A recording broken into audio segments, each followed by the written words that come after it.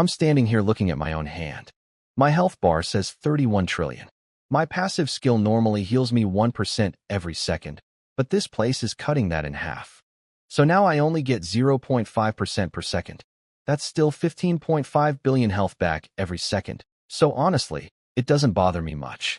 I look out at the sand dunes stretching out forever. There are 137 kinds of monsters here, and each one gives me 1 to 10 survival points. I need 1,000 points total. That means I need to kill at least 100 of them, maybe up to 1,000. I take a breath and start walking. The wind picks up fast. Sand hits my face like little blades. After about 10 minutes, the ground under me turns soft, and I start sinking into quicksand. I push myself out just in time, and then a giant head bursts out of the sand right where I was standing. It's the size of a water tank, no eyes, just a round mouth full of spinning teeth like a meat grinder. This thing is called an abyss sandworm, 20 meters long, and it swallows me whole in one bite. Inside it's pitch black, teeth grinding against me from every direction. It's dealing me huge damage every second, but my reflect damage skill is hitting it back just as hard. Whatever it swallowed, it feels like metal in its stomach. It can't chew me up, and it can't spit me out either. After 3 seconds of thrashing around in the sand, it just stops moving. Dead. I crawl out covered in disgusting slime that smells horrible. I only get 8 survival points for that one kill. I keep walking. The sand under my feet starts bubbling with little mounds, hundreds of them, and then black scorpions burst out everywhere. A whole flood of them, fist-sized, swarming toward me. Their poison sting can stack up and drain my health every second. I turn on my taunt skill, and they go completely berserk, climbing over each other to reach me first. I get buried under a mountain of scorpions, all stinging me at once. Some of them break their own tails attacking me, some crack open, some explode into black liquid. But they don't stop. They keep coming for 20 straight minutes until the very last one dies at my feet, stabbing me one final time before it goes still. I end up killing 347 of them, which gets me 694 points. Combined with before, I'm at 702 out of 1,000. I pull the stinger out of my foot and keep moving. An hour later, I reach a massive ruin, big as 10 football fields, broken walls everywhere covered in strange writing I've seen before. It's eerily quiet. The second I step inside, everything changes. The ruins vanish, and I'm standing in a blood-red space full of bones, with a red sky overhead and screaming echoing all around.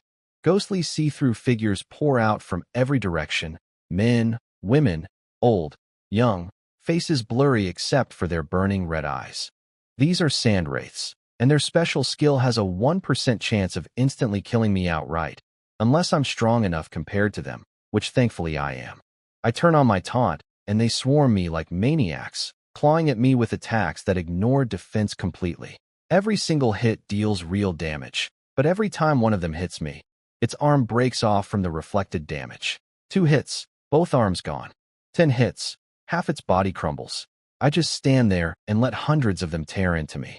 My health dips by a couple 100 billion, but heals right back instantly. Good. That means their instant kill effect can't actually trigger on me. After 10 minutes, every single one of them has crumbled into ash, mixing with the bone-covered ground. I kill 127 of them for 1,016 points, putting me at 1718 total. That's already enough to clear this level. But I don't leave yet. I look down at the ash. Right before they disappeared, their eyes didn't look angry or crazy anymore. They looked relieved.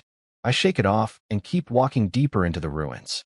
20 minutes later, I find a massive circular altar, 500 meters across, built from black stone, with a huge stone pillar in the center covered in glowing red runes that pulse like a heartbeat.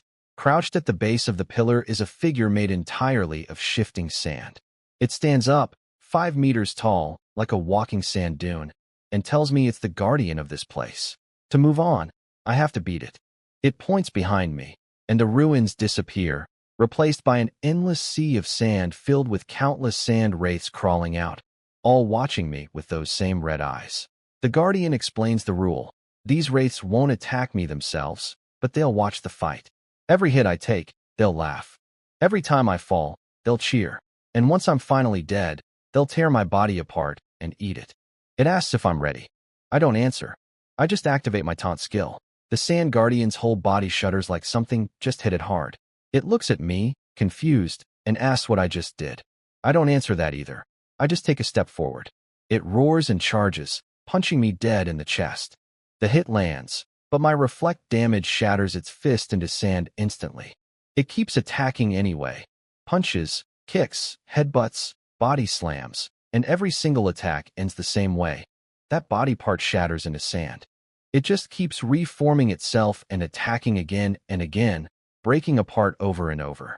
I stand completely still and let it happen. After 10 minutes, it's shrunk to a third of its original size, trembling, the sand inside it gone dull and lifeless. It looks up at me with what's left of its face and manages to say, "I'm not human." Then its whole body starts collapsing, sand falling away piece by piece, never reforming again. Behind the crumbling pillar, a door appears, identical to the stone door I found earlier. I walk through it into darkness. 3 seconds later, the darkness clears, and I'm standing inside an enormous palace, bigger than anything I've seen so far. The ceiling disappears into thick fog above, and the walls are covered in murals depicting some massive ancient war. Countless creatures fighting, blood everywhere, bodies piled high. In the center of the room sits an old man on a raised platform, white-haired, wrapped in a tattered gray robe, head down like he's asleep. I walk up to him. He slowly lifts his head. His face is all wrinkles, his eyes cloudy like a dead fish's. He looks at me for a moment. Then he smiles, faint and quiet, and says, "Finally, someone who made it this far." The old man slowly lifts his head and stares at me with those cloudy eyes, like he's trying to see straight through me. "1,000 years, he says, voice rough like sand grinding on stone. "You're the first one who's ever made it to me." I don't say anything. I just watch him quietly. He gives me a tired, sad kind of smile and tells me to sit, pointing at the stone steps below his platform. I hesitate for a second, then walk over and sit down. He climbs down too, slow and careful, like every step is using up the last of his strength. He settles next to me and looks up at the foggy ceiling. We sit in silence for a long time, long enough that I think he's done talking. Then he asks my name. "Sulin," I tell him. He repeats it, nods, and says his own name is Agura, Agura the shaman. He adds that nobody's called him that in 1,000 years. I look at him. That name doesn't belong to this world. "You're not from here?" I ask. He laughs, bitter and quiet. "Kid, this isn't really a world at all," he says. "This is just a crack, a rift connecting several Tier 1 planets. And I'm a lost soul who's been trapped here for 1,000 years. I've basically become part of the rift itself now." I wait for him to keep going. He tells me he came from somewhere unimaginably far away, a place called the Star of Heavenly Fall, a Tier 1 planet. I'm confused, and he says that's normal. He'll explain from the start. He leans back and his eyes go distant as he talks. "The universe," he says, "is bigger than I could ever imagine, full of countless planets split into 3 tiers. Tier 1 planets are at the bottom. People there are just starting to awaken powers and grow stronger, thinking that's all there is to existence, with no idea there's a much bigger world above them. Tier 2 planets are a level above that, stronger people, richer resources, more advanced tech. 1 Tier 2 planet connects to hundreds or even thousands of Tier 1 planets. Tier 3 planets are the top tier, where people are so powerful they can control the very laws of reality itself." My mind races as I listen. "The tower to heaven," I mutter.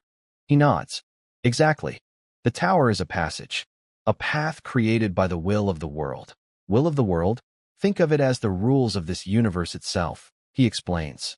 "It has no consciousness, but it has a purpose, to make every planet grow stronger." "How?" He looks at me with a complicated expression. "Through competition. People on Tier 1 planets climb as hard as they can, clear floor 99, and you can enter a Tier 2 planet. The strong get rewarded." He pauses, then continues, slower this time. "But here's the terrifying part. Once you climb to floor 99 and step into a Tier 2 planet, you realize the people there don't even see you as human." His voice drops, heavy like it's carrying a huge weight. "I was the first person on my planet to clear floor 99. Back then I was full of pride, thinking I was the strongest hero on my whole world. I walked into the Tier 2 planet covered in glory and confidence. And then He stops talking. The silence stretches on. Then what happened? I ask. He looks up at the ceiling, eyes a little red. Then I got captured. The people who caught him looked just like his own kind, spoke the same language, and were more advanced, but they looked at him the way someone looks at an ant. They dragged him to a massive city full of people just like him, all kidnapped from different tier 1 planets. What did they make you do? I ask. He turns to look at me. Hard labor. Entertainment for them. He explains that they used the tower to build endless entertainment venues on tier 1 worlds, treating his people like toys. Women were forced to dance. Men were forced to fight. Good-looking ones became slaves. Anyone with a bit of strength became forced labor. Our lives meant nothing to them. Our dignity got stomped into the dirt. We cried, they laughed. We died, they cheered. My hand slowly curls into a fist. Did nobody fight back? They did, he says. And every single one of them died. You know why? I stay quiet. He stares straight into my eyes. Because one single level, 100 fighter from their side could beat 100 of our level, 100 fighters single-handedly. The gap between tier 1 and tier 2 isn't something normal talent can close. It's a difference in the very rules of power. Their abilities are a whole level above ours. Their gear is leagues better. What exactly are you supposed to fight back with? I go silent. He sighs and keeps going. Later, he learned that most tier 2 planets aren't actually like that. He once met someone from a different tier 2 planet who said their world treated tier 1 people kindly. Anyone who cleared the tower got welcomed, trained, and accepted as one of their own. But the tier 2 planet connected to us. He pauses, his eyes turning cold. It's called the Star of Blood and Flame. They take pride in conquest and pleasure in slavery. To them, tier 1 people are just bugs, just toys. The moment someone clears floor 99, they send their strongest down to enslave the entire planet outright. They don't want equal exchange, they want total submission. My breath catches. And that's the tier 2 planet connected to our world too? He nods. Based on what I've seen, yes. I'm quiet for a long moment. Then I ask, when are they coming? He shakes his head. He doesn't know exactly, but normally they wait until someone clears floor 99 before invading in force, since that's when the passage becomes fully stable and they can send more people through. But the Star of Blood and Flame doesn't play by normal rules. They could show up tomorrow, next year, or in 10 years. It all depends on their mood. I stare at him. How do you know all this? He smiles bitterly. Because I saw it with my own eyes. He was captured and taken to the Star of Blood and Flame, where he spent 200 years as a slave. There, he met countless people kidnapped from other tier 1 planets, and through talking with them, he pieced together the full truth. Eventually, he escaped during some chaos and fled into a crack in space, but it was unstable, and it dragged him here instead, trapping him for 1,000 years until he became part of the rift itself, unable to ever leave. He raises his hand and looks at his own withered palm. 1,000 years. I can't leave, I can't die. All I could do was wait. Wait for someone to finally make it to me. He looks at me. And now, I finally have. I meet his gaze. Why are you telling me all this? He's quiet for a few seconds. Because you're different, he finally says. There's something strange about you. Your blood is absurdly thick, thicker than it has any right to be. Your passive ability has a strange kind of power to it. I can't see through you at all. The old man stays quiet for a while, those cloudy eyes still locked on me. Then he suddenly laughs. You're different. You really are different. He stands up, walks back to his platform, and pulls something out of his robe. It's a fist-sized stone, pitch black, with faint golden patterns flowing across the surface like they're alive, glowing and dimming. Know what this is? I shake my head. He hands it to me. It's called a furnace stone. One of the rarest things in the whole universe. I take it. It's cold in my hand, but the golden patterns flare up the second they touch my palm. His voice turns serious. What it does is simple. It lets you turn one of your useless skills into energy, then use that energy to power up a different skill. The skill you sacrifice disappears forever. The skill you boost gets noticeably stronger. I freeze. Boost a skill? I open my panel and look at my 3 passive skills. Healing Boost. Heals 1% of my max health every second. Bone Spike Fury. Reflects 25% of damage taken back at attacker's taunt. Forces every monster within 100 meters to focus all their hatred on me. All 3 matter to me. Every single one is essential. There's no way I'm melting any of these down. The old man sees my expression and laughs again. Back on my home planet, this stone only appears once every 100 years. I've kept this one hidden for 1,000 years, waiting for the right person. He looks me dead in the eyes. Use it well, and your strength will jump up a lot. I think you'll understand how important it is. I'm quiet for a second, then ask, why give it to me? He blinks, then bursts out laughing. Why? Because you're the first person I've seen in 1,000 years. Because I refuse to let those bastards from the Star of Blood and Flame have it easy. Because I like you. Good enough reason. I laugh too. Just a small one, but real. Good enough. He stops laughing and looks at me seriously. Kid, let me tell you something else. I sit up straighter. He continues. People from our tier 1 planets only get to awaken powers once. SSS rank is the absolute ceiling for us, but people from tier 2 planets can awaken twice. My eyebrows pull together. Twice? Yes, he nods. Their first awakening happens at 18, same as ours. But they get a second awakening later, using something called a star source stone. After the second awakening, they gain an additional power. That means an SSS rank genius from a tier 2 planet actually has 2 SSS rank abilities. My fingers slowly clench. And that's not all, he goes on. Their gear doesn't stop at legendary rank either. Above legendary there's epic, mythic, and eternal. Each tier doubles the stats. And people from tier 3 planets get to awaken powers 3 separate times. I go quiet for a long moment. Suddenly I remember all those dead bodies scattered through the rift. Names from different worlds, strange twisted writing on the walls. That's what it means. They weren't all from the same world. They came from completely different planets, all connected through the same rift, and all died in the same place. So if someone from our world clears floor 99 and enters the tier 2 planet, I start slowly. He nods. Right. You'd get a chance at a second awakening, using their star source stone. But here's the problem. He pauses, his eyes turning cold. The star source stone belongs to them. They have to be the ones to give it to you. If they refuse, you're stuck with just one power forever. You think those animals from the Star of Blood and Flame would ever give it to us? I don't answer. The answer's obvious. They wouldn't. To them, people from Earth are nothing but slaves, toys, ants to be stepped on. The old man stands and brushes the dust off himself. Kid, I've said everything I need to say. The rest is up to you. He turns and walks toward the platform. At the doorway, he pauses. His voice drifts back to me, soft as wind. Kid, remember, don't let those animals win. I don't look back. I step through the door. A flash of light, and I'm standing in the middle of the desert again. Behind me, that massive stone door is collapsing, stones falling one by one, the runes flickering out until it crashes down completely. The dust settles. I stand there looking at the rubble. 34 years this rift has existed. 47 people went in to clear it, and every single one died. Now it's gone. I take a breath and open my panel. Congratulations on clearing Rift CN 0571, Sandstorm Death Zone.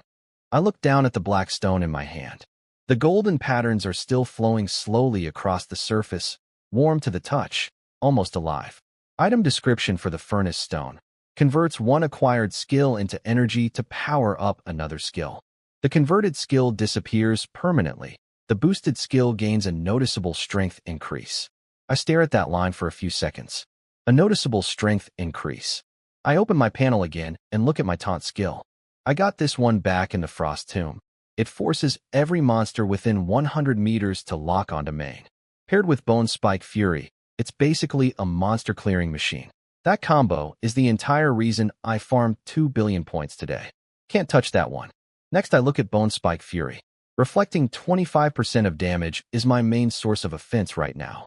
Without it, I'd just be a tank with thick health and no bite, able to take hits but never fight back. Even more untouchable. Then Healing Boost. Healing 1% of my max health every second is the foundation that lets me survive at all. Without it, even an ocean of health eventually runs dry. All 3 of my passives are off limits. None of them can be sacrificed. I tuck the furnace stone away in my space ring. I can always clear more rifts later.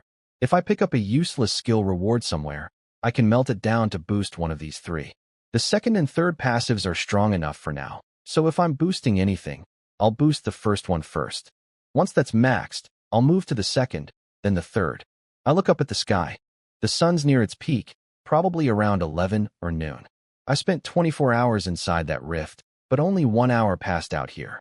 If traveling takes an hour and clearing a rift takes another hour, I could still clear 5 more rifts today. I focus, and my flying vehicle drops out of my ring, its silver-white body gleaming in the sunlight. I tuck the furnace stone away and pull up my flying vehicle's holographic map.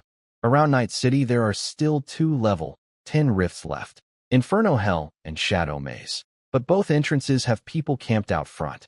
Association members, military, and the Sioux family, all 3 groups just sitting there waiting for me to show up. No rush. Let them get tired of waiting. I zoom the map out to the whole country. There are 218 unclaimed rifts below level 10 scattered across no man's land, with the closest cluster sitting somewhere between 800 and 2,000 kilometers from Night City. I swipe through and pick 5 at a reasonable distance, marking their coordinates. 1 850 kilometers northeast, 1,100 kilometers due north, 1,300 kilometers northwest, 1,500 kilometers due west, and 1,700 kilometers southwest. The route loops around in a circle and brings me right back near Night City at the end.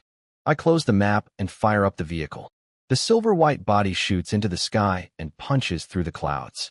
First rift, 850 kilometers, 35 minutes away. I lean back in my seat, watching the clouds blur past outside, thinking about everything the old man just told me. Tier 1 planets, Tier 2 planets, Tier 3 planets. 2 awakenings, 3 awakenings.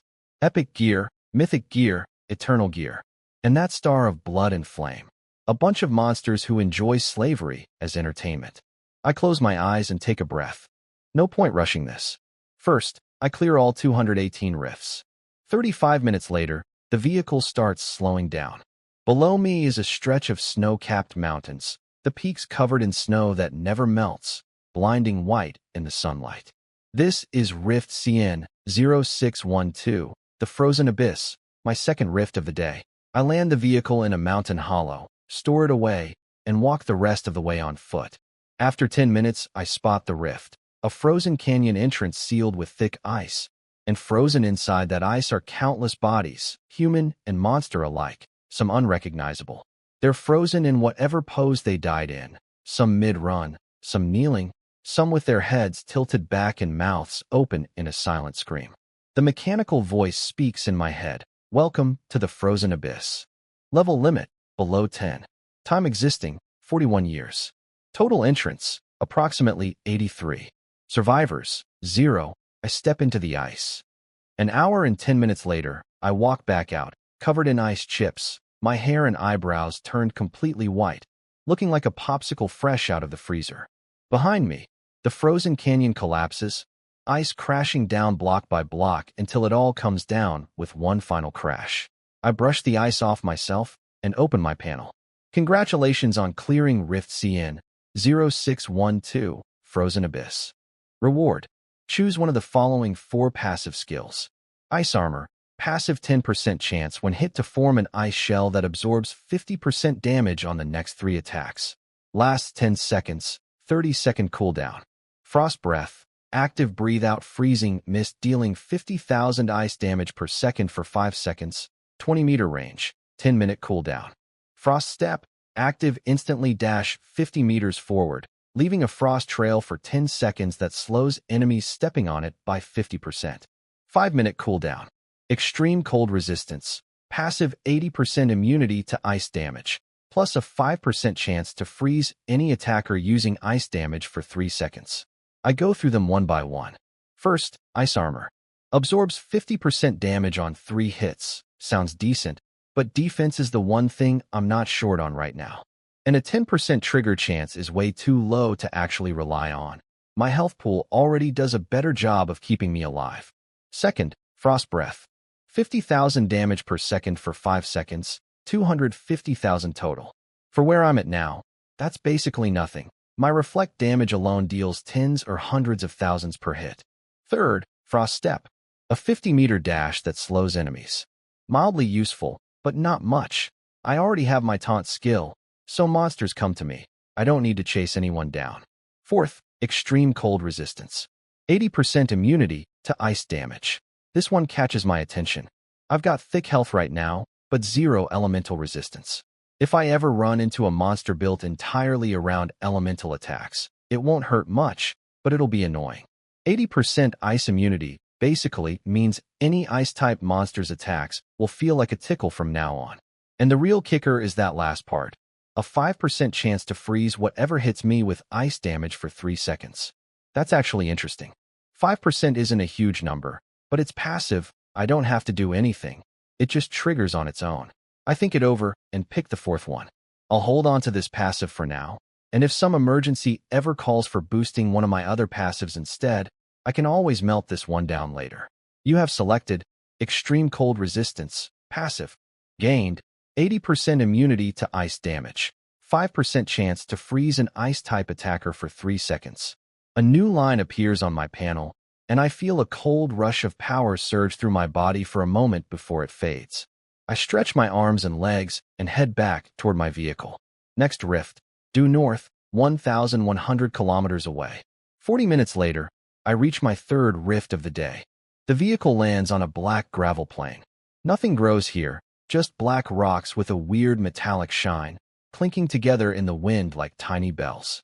I walk for 20 minutes and find the rift, a massive black stone door, 30 meters tall, 20 meters wide, covered in twisted runes that glow with pure black light instead of red, like it swallows light instead of giving it off.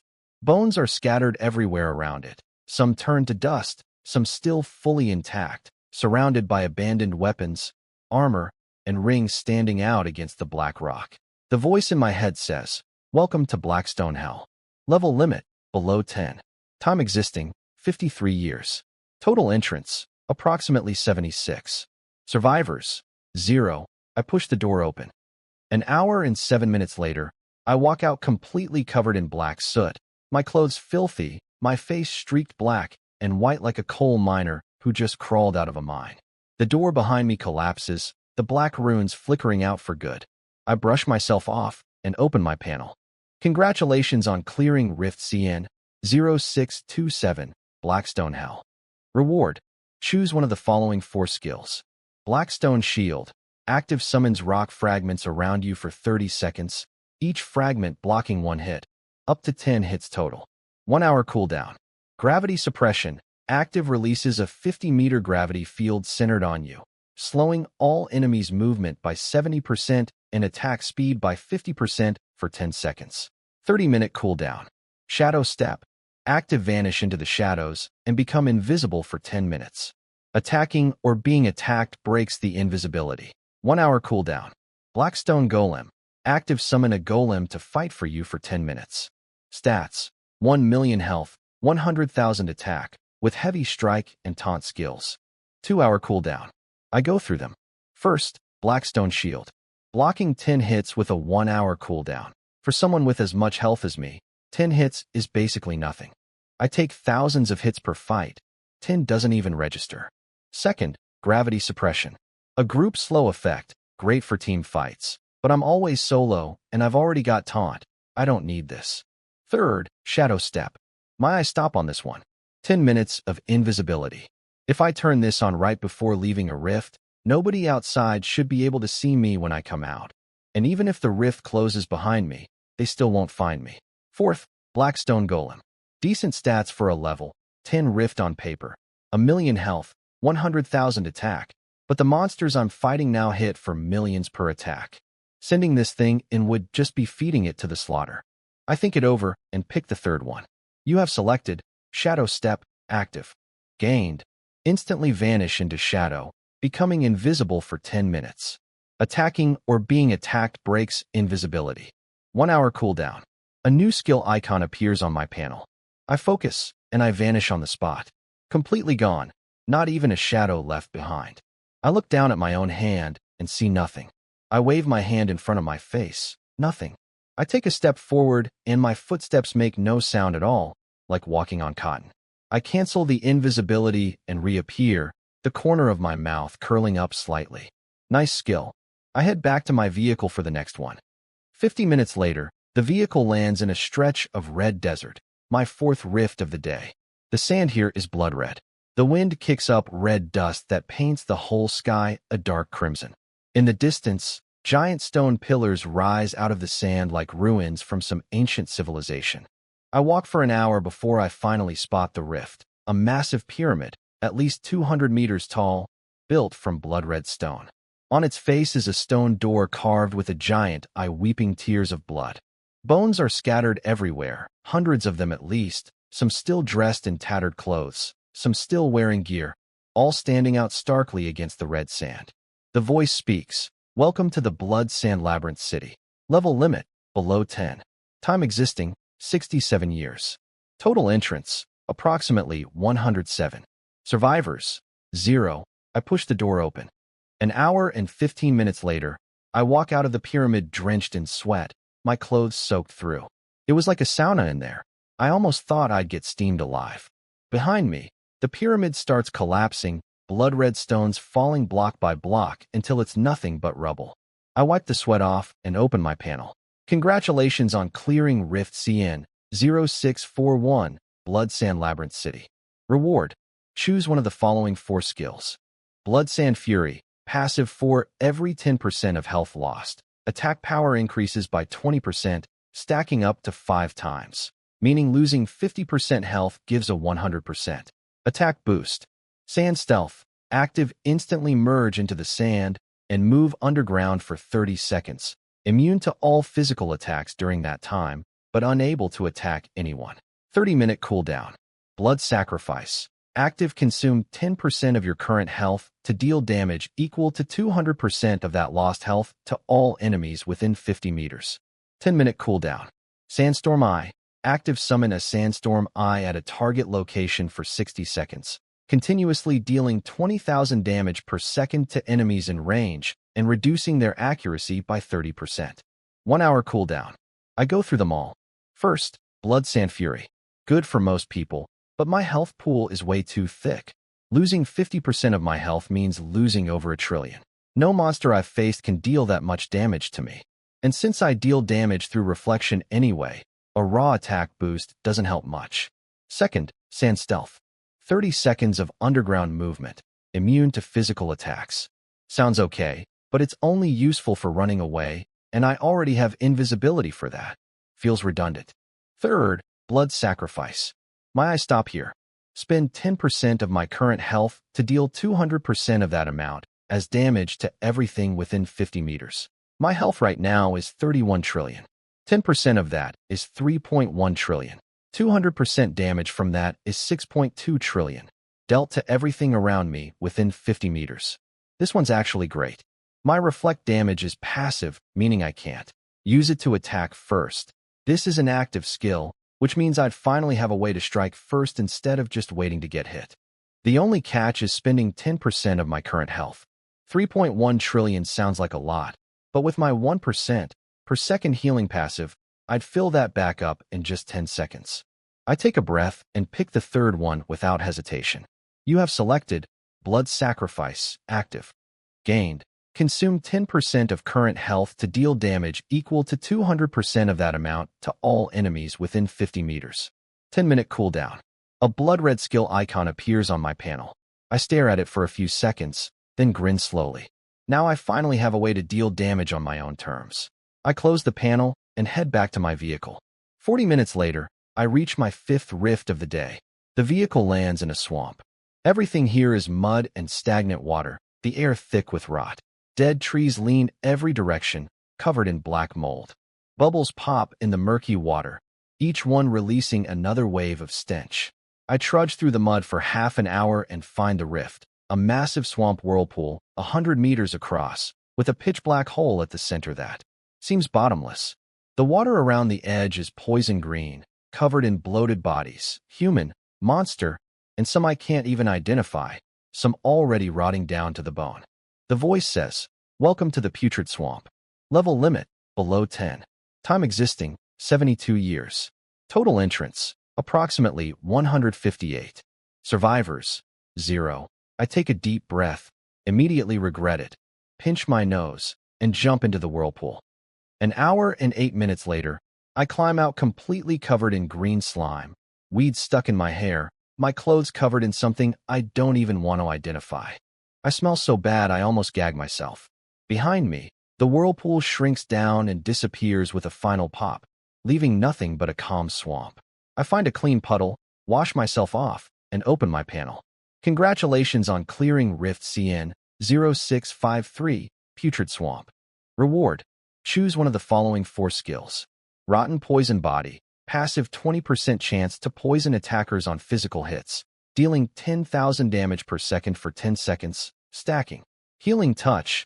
Active release healing energy from both hands, restoring 10% max health to yourself or an ally. 30-minute cooldown. Teleportation.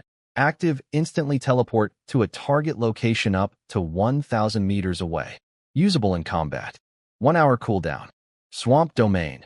Active create a 100-meter swamp field centered on yourself for 30 seconds, slowing enemies inside by 80% and dealing 20,000 corrosive damage per second. I go through them. First, Rotten Poison Body. 10,000 damage per second is basically nothing against the monsters I fight now. Most have millions of health. Poisoning something for a full minute barely scratches it. Second, Healing Touch. Restores 10% max health, but my passive already heals 1% per second, so 10% just takes 10 seconds anyway. It's an active skill that could help in emergencies, but it's not as reliable as my passive. Third, Teleportation. My eyes lock onto this one. Instant teleport up to 1,000 meters, usable mid-combat, 1 hour cooldown. A dozen scenarios flash through my head immediately, getting blocked at a rift exit and just vanishing, getting swarmed by high-level monsters and teleporting clean out of the fight, running into a boss I can't beat and warping to a safe distance. Paired with invisibility, I could run whenever I want or fight whenever I want. 1,000 meters is more than enough to shake off almost any pursuer. I take a breath and pick the third one. You have selected Teleportation, active. Gained. Instantly teleport to a location within 1,000 meters, usable in combat. 1 hour cooldown. I focus, and I vanish from where I'm standing. The next second, I'm standing on a small hill 1,000 meters away. I look back. The spot I was just standing on is now far in the distance. I grin. This skill is a literal lifesaver. I run back to my vehicle and head to the next one. 45 minutes later, I reach my 6th rift of the day. The vehicle lands in a stone forest.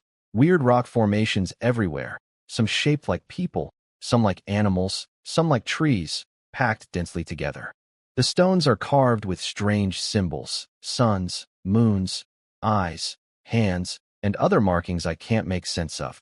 I weave through the stone forest for half an hour and finally find the rift, a massive stone ring made of 12 pillars, each 50 meters tall, covered in twisted runes.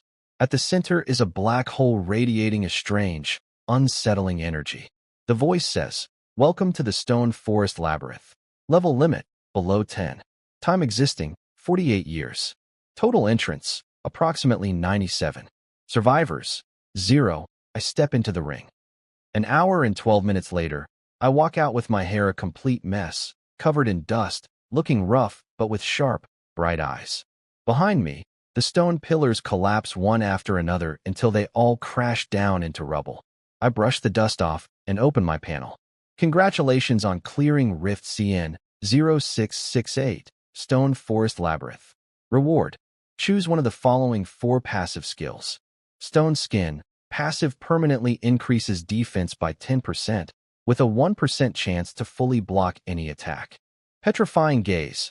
Active stare at an enemy for a 30% chance to turn them to stone for 3 seconds. 5-minute cooldown. Stone Stand-In. Passive automatically triggers when you would take fatal damage. A stone statue absorbs the hit instead, leaving you at 1 health. 24-hour cooldown. Stone Forest Blessing. Passive on stone terrain. Movement speed increases by 50% and health regeneration speed increases by 100%. I look over the 4 options, frowning slightly. First, Stone Skin. A 10% defense boost with a small block chance, but I rely on raw health to tank hits, so a defense boost doesn't do much for me. And a 1% block chance is too low to count on. Second, Petrifying Gaze. A 30% chance to stone an enemy for 3 seconds, but it only works on one target at a time. Most of the fights I'm in involve hundreds or thousands of enemies at once, so this just isn't enough. Third, stone stand-in. My eyes stay on this one. When I'm about to take a fatal hit, it automatically triggers and leaves me with 1 health instead of dying. 24-hour cooldown. This could save my life at the worst possible moment. What if I eventually run into some monster freak that can one-shot me for trillions of damage? In that moment, this skill becomes my last line of defense.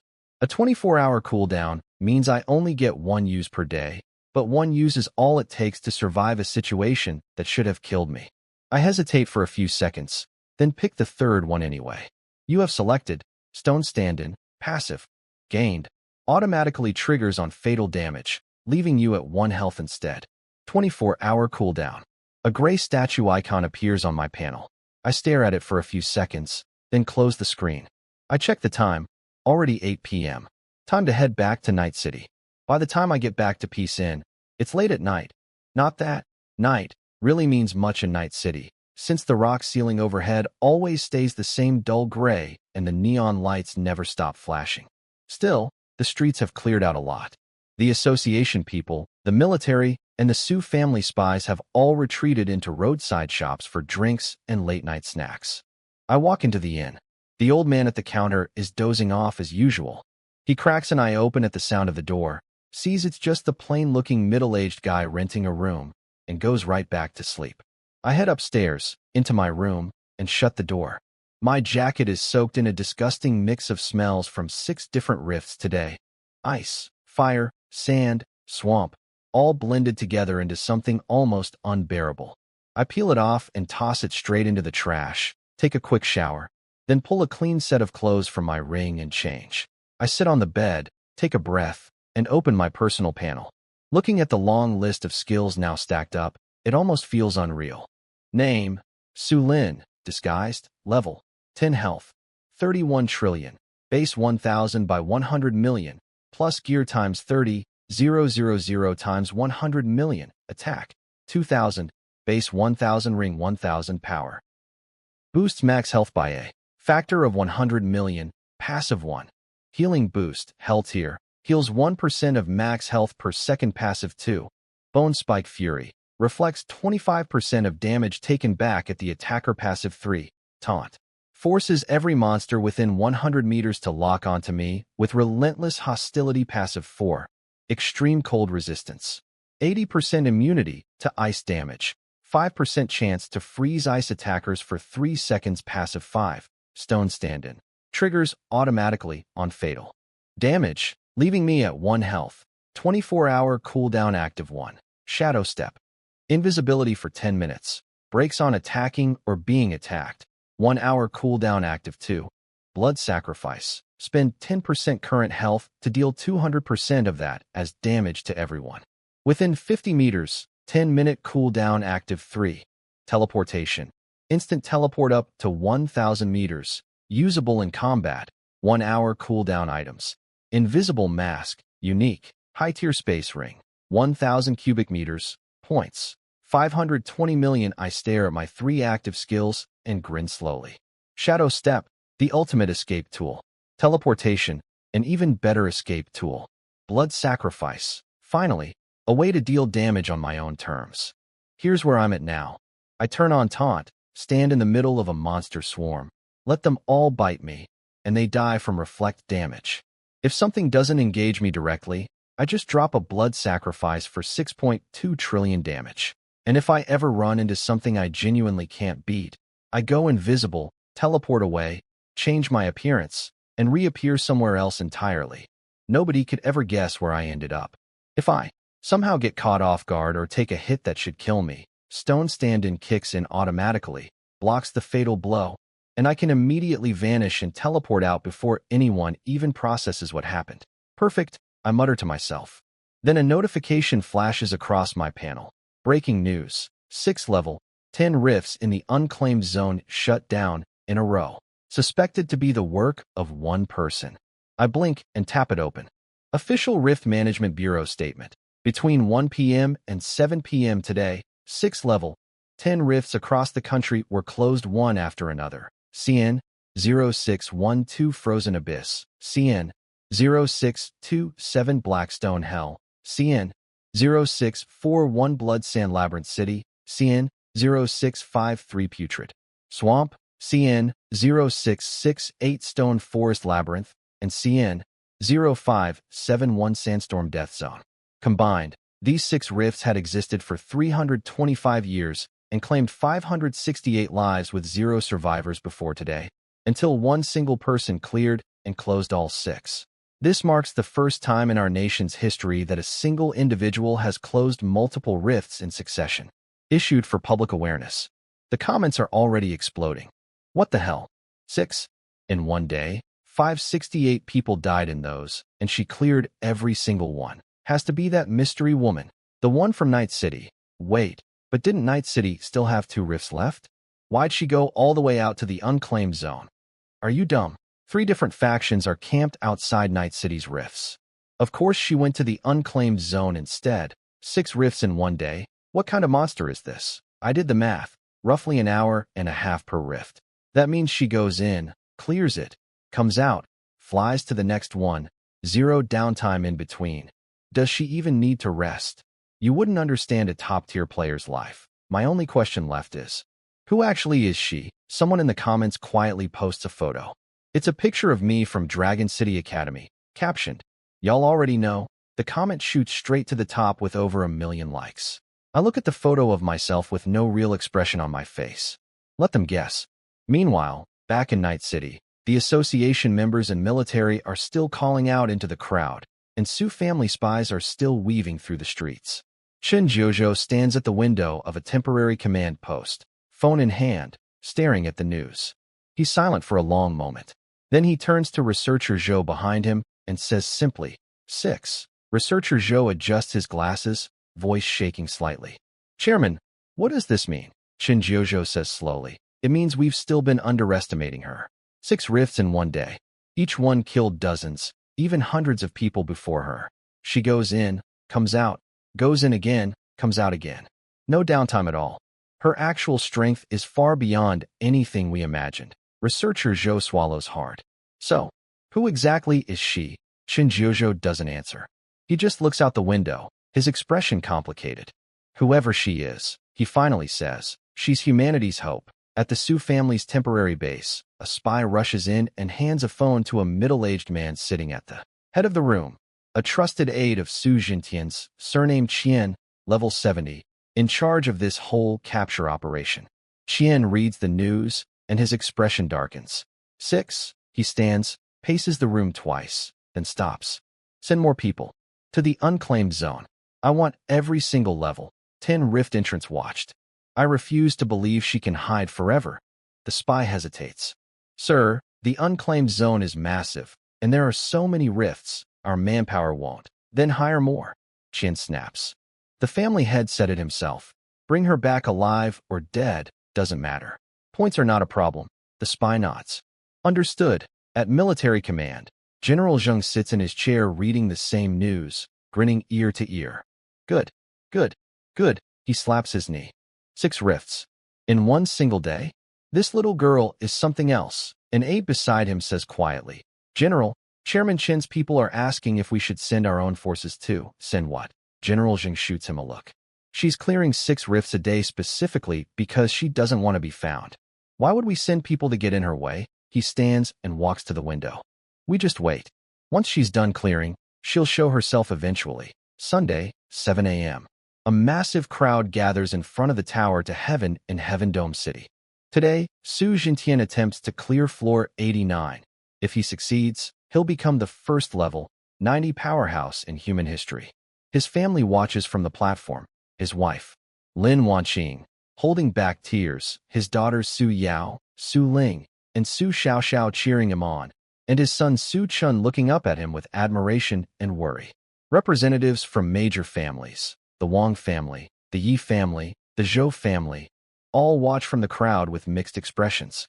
Wang Tiangang stands stoic, telling a subordinate that Su Jintian wouldn't attempt this without confidence in success. Nearby, Yi Wushang asks his subordinate Yi Wushang if Su Jintian will succeed. Yi Wushang says yes, Su Jintian has prepared for 10 years, and he needs level 90 specifically to deal with that person. Yu Wushuang realizes he means Su Lin, and remarks quietly that it's a shame. A shame someone as talented as Su Lin is Su Jintian's son, and a shame a father like Su Jintian wants to kill his own son.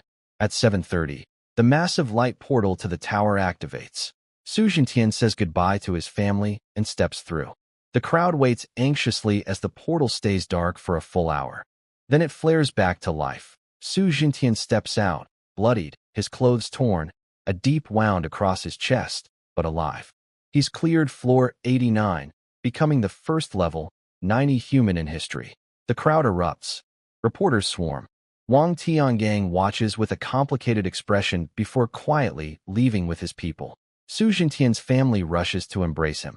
He looks up at the sky with a mix of exhaustion, excitement, pride, and something unreadable underneath it all. Meanwhile, far beyond their planet, in the endless void, a massive blood-red planet rotates slowly. The star of blood and flame. A tier 2 world 100 times the size of Earth, covered in oceans of magma. At its highest point sits a floating black palace, where the Blood Flame King watches a crystal ball showing Su Jintian's triumphant moment. Floor 89 cleared, the king says flatly. His subordinates, a dozen terrifyingly powerful warriors, laugh, with a red-haired brute commenting that another tier 1 planet is ripe, and they'll soon have a new pleasure colony to exploit. But then the crystal ball's image shifts to raw data. Earth's tower progress, floor 89, meeting the threshold for invasion. Its total rift count, 3,278, and its cleared rifts, 25, with anomalies detected, including one unidentified level. 10 individual who has personally cleared 8 rifts, 6 of them within a single 24-hour period. The room falls silent. A seductive female subordinate questions if the data is wrong. The king checks historical records spanning 100,000 years across 8,724 tier 1 planets. Roughly 3.2 million people have ever cleared 1 rift solo. Only 97 have ever cleared 2, and not a single person in recorded history has ever cleared 3 or more. This unknown person has cleared 8, 6 in 24 hours alone. The king is visibly disturbed. He warns his subordinates that an anomaly like this, if allowed to grow and eventually reach level 100 and enter a tier 2 planet, would never accept being enslaved. The red-haired brute dismisses the threat, saying even their weakest could crush a mere level 10 instantly. The king counters, if that's true, how did a level 10 manage to clear 8 rifts that killed every other SSS-ranked genius who attempted them? The king decides to send a small team through the dimensional gate to find and kill this person. Before the order can be carried out, his daughter Shui Wei interrupts. 17 or 18 years old, dressed in fiery red, with the same blood-red eyes as her father, she insists on going herself, not just to kill the target, but out of curiosity, and with the idea of capturing this person to serve as her personal slave and fighter instead. The king reluctantly agrees, telling her to bring a tracking compass, recruit the target as a servant if possible, and kill them if not, but not to treat it as a game. Excited, Shui Wei heads out with the red-haired brute and the seductive woman in tow. The king reminds them the dimensional transport array needs preparation time. They'll need to wait until tomorrow morning to depart. Shui Wei agrees and heads off to wait. I open my eyes, not because I was lazy, but because yesterday's 6 rifts back-to-back genuinely wore me out. Outside, the streets of Night City are quieter than yesterday. The association and military people are still around, but they sound exhausted, their calls half-hearted now. The Su family spies are sharper though, crouched in groups at street corners, watching every passerby like hawks. I yawn and check my phone. Top trending headline. Shocking. Su Jintian successfully clears floor 89. First level, 90 powerhouse in human history is born. The comments are already past 1 million, full of people calling him the strongest man alive, wondering if I'll keep hiding now that my father's hit level 90, since killing me would apparently be like crushing an ant for him. I read through it all with no real expression on my face, then shut the phone off and sit up, stretching my neck. The 2 rifts near Night City, Inferno Hell and Shadow Maze, still have all 3 factions camped outside. waiting for me like hunters at a trap. They probably think the mystery woman won't dare show up with that many people watching the entrance. But I'm not stupid. I couldn't risk it before. Now I can. I have invisibility. I have teleportation. I leave the inn, slip into an empty alley, and change my face. This time into a woman in her 50s, gray hair, wrinkles. Deep enough to trap a mosquito, hunched over like a shrimp, walking with a shaky, frail gait. Anyone would think a gust of wind could knock her over. I head west, toward Inferno Hell. After almost an hour of walking, I arrive. The ground here is scorched black, split with cracks venting heat, and a massive volcano looms in the distance, its crater glowing dark red. Dozens of tents are pitched at its base, association, military, and Sioux family, each keeping to their own territory. People patrol, chat, or doze off in chairs outside.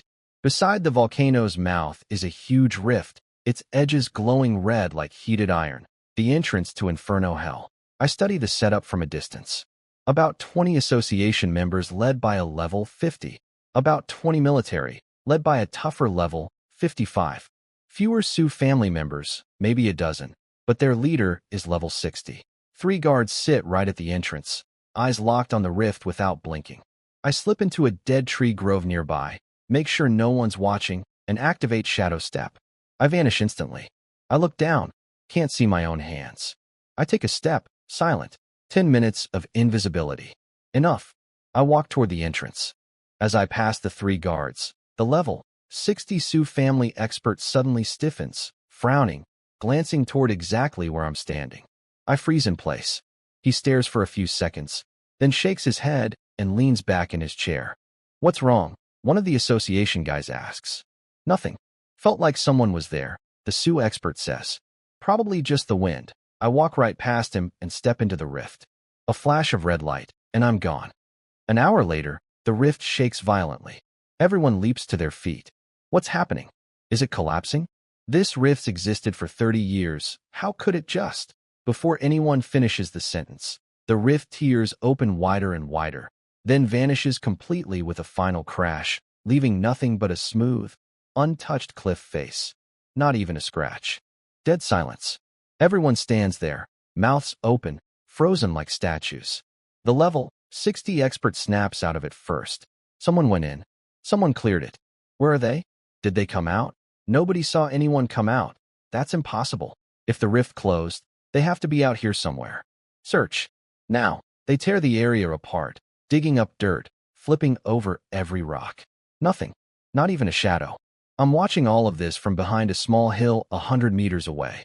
I activated invisibility the moment I stepped out of the rift. I spent 11 hours inside, so my shadow step cooldown had long since reset, then walked over here and watched the whole collapse from a safe distance. I've got about 3 minutes of invisibility left. I turn and head toward Shadow Maze, 42 kilometers south. Half an hour of walking later, I reach my second rift of the day. The scenery here couldn't be more different. A dense black stone forest, rocks of every height packed tightly together, gray fog drifting through the gaps, visibility under 10 meters. At the center stands a massive stone door covered in twisted runes glowing pure black. Tents are set up here too.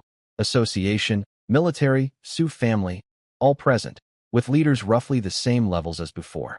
I activate invisibility again, but smarter this time. I circle around the edge of the crowd instead of walking straight through, coming at the door from the side. The 3 guards are all staring straight ahead, never expecting anyone to approach from the flank. I slip past them and through the door. A flash of light. 50 minutes later, the stone door collapses. The crowd loses it again. What the hell? Not again. Where's the person? Did they even come out? Nobody saw anything. I swear, search. Search the entire stone forest. They scramble around in a panic again while I watch from behind a stone pillar 200 meters away, invisibility down to 4 minutes. I turn and disappear into the fog. By the time they search behind that pillar, there's no one left to find. The Night City forums explode again. People are losing their minds. Both rifts cleared back to back in under 2 hours, with 3 full factions standing guard at each entrance and nobody seeing a thing. Theories fly about invisibility skills. Someone points out that even if she's invisible, the guards still should have noticed her walking past. which gets the comment section roasting the 3-level 60 useless guard specifically. That Sioux family expert at Inferno Hell goes pale, standing in front of the smooth cliff wall where the rift used to be, hands shaking. Impossible. Impossible. I was watching the whole time. Nobody went in, nobody came out. An association member next to him says quietly, maybe. She never went through the entrance at all, not through the entrance? That's the only way into a rift. I mean, maybe she has another way. Like, teleportation? The Sioux expert freezes. Teleportation. If she can teleport straight from inside the rift to somewhere outside, of course nobody would see her. His face turns ashen. He pulls out his phone and dials a number. Old Chien, we've got a problem. Meanwhile, I'm back at Peace Inn, lying on my bed, scrolling through the news with a small smile. 2 rifts, cleared back-to-back in under 20 minutes total, dozens of people stationed right at the entrances, and not one of them saw me. Invisibility plus teleportation, it's just that good. I open my panel. Rifts cleared today. 2 total rifts and dungeons cleared. 10 remaining points. 530 million still early. I can squeeze in a few more this afternoon. I roll over and pull up the National Rift map. There are still 216 unclaimed rifts below level 10. I pick 8 at reasonable distances and mark their coordinates. Northeast 900 kilometers, due north 1,200 kilometers, northwest 1,400 kilometers, and so on, looping back around toward Night City by the end. I get up, head downstairs, and step outside. In the alley, I switch faces again.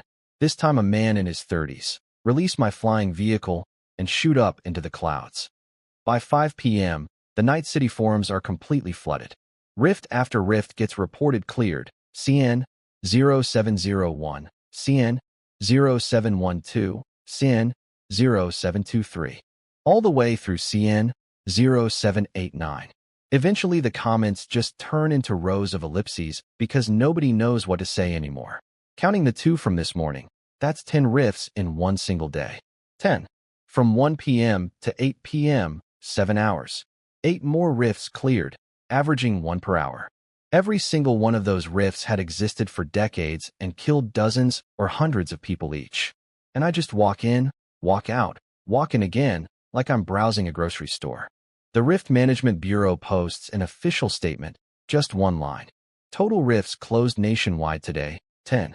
A new single-day record. The identity of the clearer remains unknown. We are actively searching. The comment section finally comes back to life. 10. 10 in a single day. I think I know who she is. Me too. 10086. Y'all already know. At military headquarters, General Zheng reads the news and goes quiet for a long time before standing and walking to the window. 10. He mutters. His aide asks if they're still waiting for her to show herself. The general laughs, almost bitterly. Show herself? You think she's going to do that? If she wanted to be found, she'd already be found. Clearing 10 rifts in a day isn't something a normal person does. She clearly doesn't want anyone finding her. When the aide asks what they should do, he says simply, wait. Whoever finds her first wins. Meanwhile, at the Sioux family's base, old Chien is furious, gripping his phone hard enough to crack it. 10. 10. He orders more manpower sent to every rift entrance, and when his subordinate points. Out there are over 200 rifts in the unclaimed zone, and they don't have enough people. Chien snaps to hire mercenaries, bounty hunters, any desperate soul in Night City. Points by anything. He mutters to himself that no matter who she is, once the family head personally gets involved at level 90, there'll be no escaping. That's the world outside. Here's where I actually am. At 7 that evening, I head back into the city wearing my plain middle-aged man disguise, blending into the crowd of street vendors and drunks stumbling around shouting at nobody. In particular, a masked vendor glances at my face for a second before going back to his shouting. Just an ordinary face in an ordinary crowd, impossible to pick out. 10 minutes later I reach Peace Inn. The old man at the counter barely lifts his eyelids before dozing off again. I head up to my room, shut the door, toss my jacket into my ring, and sit down to open my panel. Name, Su Lin, disguised, level, 10 health, 31 trillion attack, 2000 passive 1. Healing boost, 1% max health per second passive 2. Bone spike fury, 25%. Damage Reflect passive 3. Taunt. Locks all monsters within 100 onto me passive 4. Extreme Cold Resistance. 80% Ice Immunity. 5% Freeze Chance passive 5. Stone. Stand-in. Survives 1 fatal hit at 1 HP. 24-hour cooldown active 1. Shadow Step. Invisibility. 1 hour cooldown active 2. Blood Sacrifice. 10% health for 200% AoE. Damage active 3. Teleportation. 1000 Teleport. 1 hour cooldown new today. Passive 6. Rock Skin. 10% defense. 3% full block chance passive 7. Flame Body. 20%. Fire Immunity. Heals from fire damage passive 8. Shadow Affinity. 20% speed and attack in darkness passive 9. Lightning Resistance. 20% lightning immunity, 10% paralyzed chance passive. 10. Poison Resistance. Full poison immunity. Heals 10,000 per second passive 11. Vampiric Aura. Drains 10,000 health/SEC from nearby enemies into healing active 4. Earth Tunnel. Underground Stealth. Movement, 1 minute. 30-minute cooldown active 5. Flame Burst. 500,000 fire damage cone. 5-minute cooldown active 6. Shadow Strike. Teleport Strike for 1 million damage. 3. Min cooldown items. Invisible Mask. High Tier Space Ring. Furnace Stone X1. Heaven's Tower card X1 points. 530 million. I stare at this huge list for a solid 10 seconds. 17 skills total now, counting everything I already had. I take a breath and pull out the Furnace Stone, its golden patterns still flowing warm and alive in my palm. I look it over for a while, then start sorting through what's actually useless. Rock Skin barely matters with my health pool, and 3% block is too rare to count on. Flame Body, decent, but I rarely fight fire monsters, and my healing passive already covers it. Shadow Affinity, too situational, I'm not always fighting in the dark. Lightning Resistance, weaker version of what I already have with Cold Resistance. Poison Resistance, healing 10,000 a second is a joke compared to my actual healing. Vampiric Aura, same joke, 10,000 a second means nothing to me now. The 3 actives are even worse. Earth Tunnel, pointless. I already have invisibility and teleportation. Flame Burst, 500,000 damage. My Blood Sacrifice does 6.2 trillion. Shadow Strike, 1 million damage, still nothing. All 9 of today's new skills are dead weight to me. I take a breath and focus. The Furnace Stone floats up, its golden patterns flaring violently. Select skills to convert. I tap through them one by one. Rock Skin, Flame Body, Shadow Affinity, Lightning Resistance, Poison Resistance, Vampiric Aura, Earth Tunnel, Flame Burst, Shadow Strike. All 9 selected. Select a passive skill to enhance. My finger stops on passive 1, Healing Boost. 1% max health per second, my single most important passive, the foundation that lets me survive anything. I tap it. The Furnace Stone shakes violently. 9 beams of different colored light tear out of my panel and pour into the stone. The golden patterns flash wildly, like the stone's about to burst apart. Then a pure beam of gold light shoots out and slams straight into my chest. My whole body jolts. The power is overwhelming. Not painful, but a feeling of pressure, like something inside me is growing too fast for my own body to contain, every cell shaking under the strain. It lasts a full 10 seconds before everything settles. I open my eyes and look down at my hands. Still the same ordinary hands. No visible change. But I know something shifted. I open my panel. Passive 1, Healing Boost.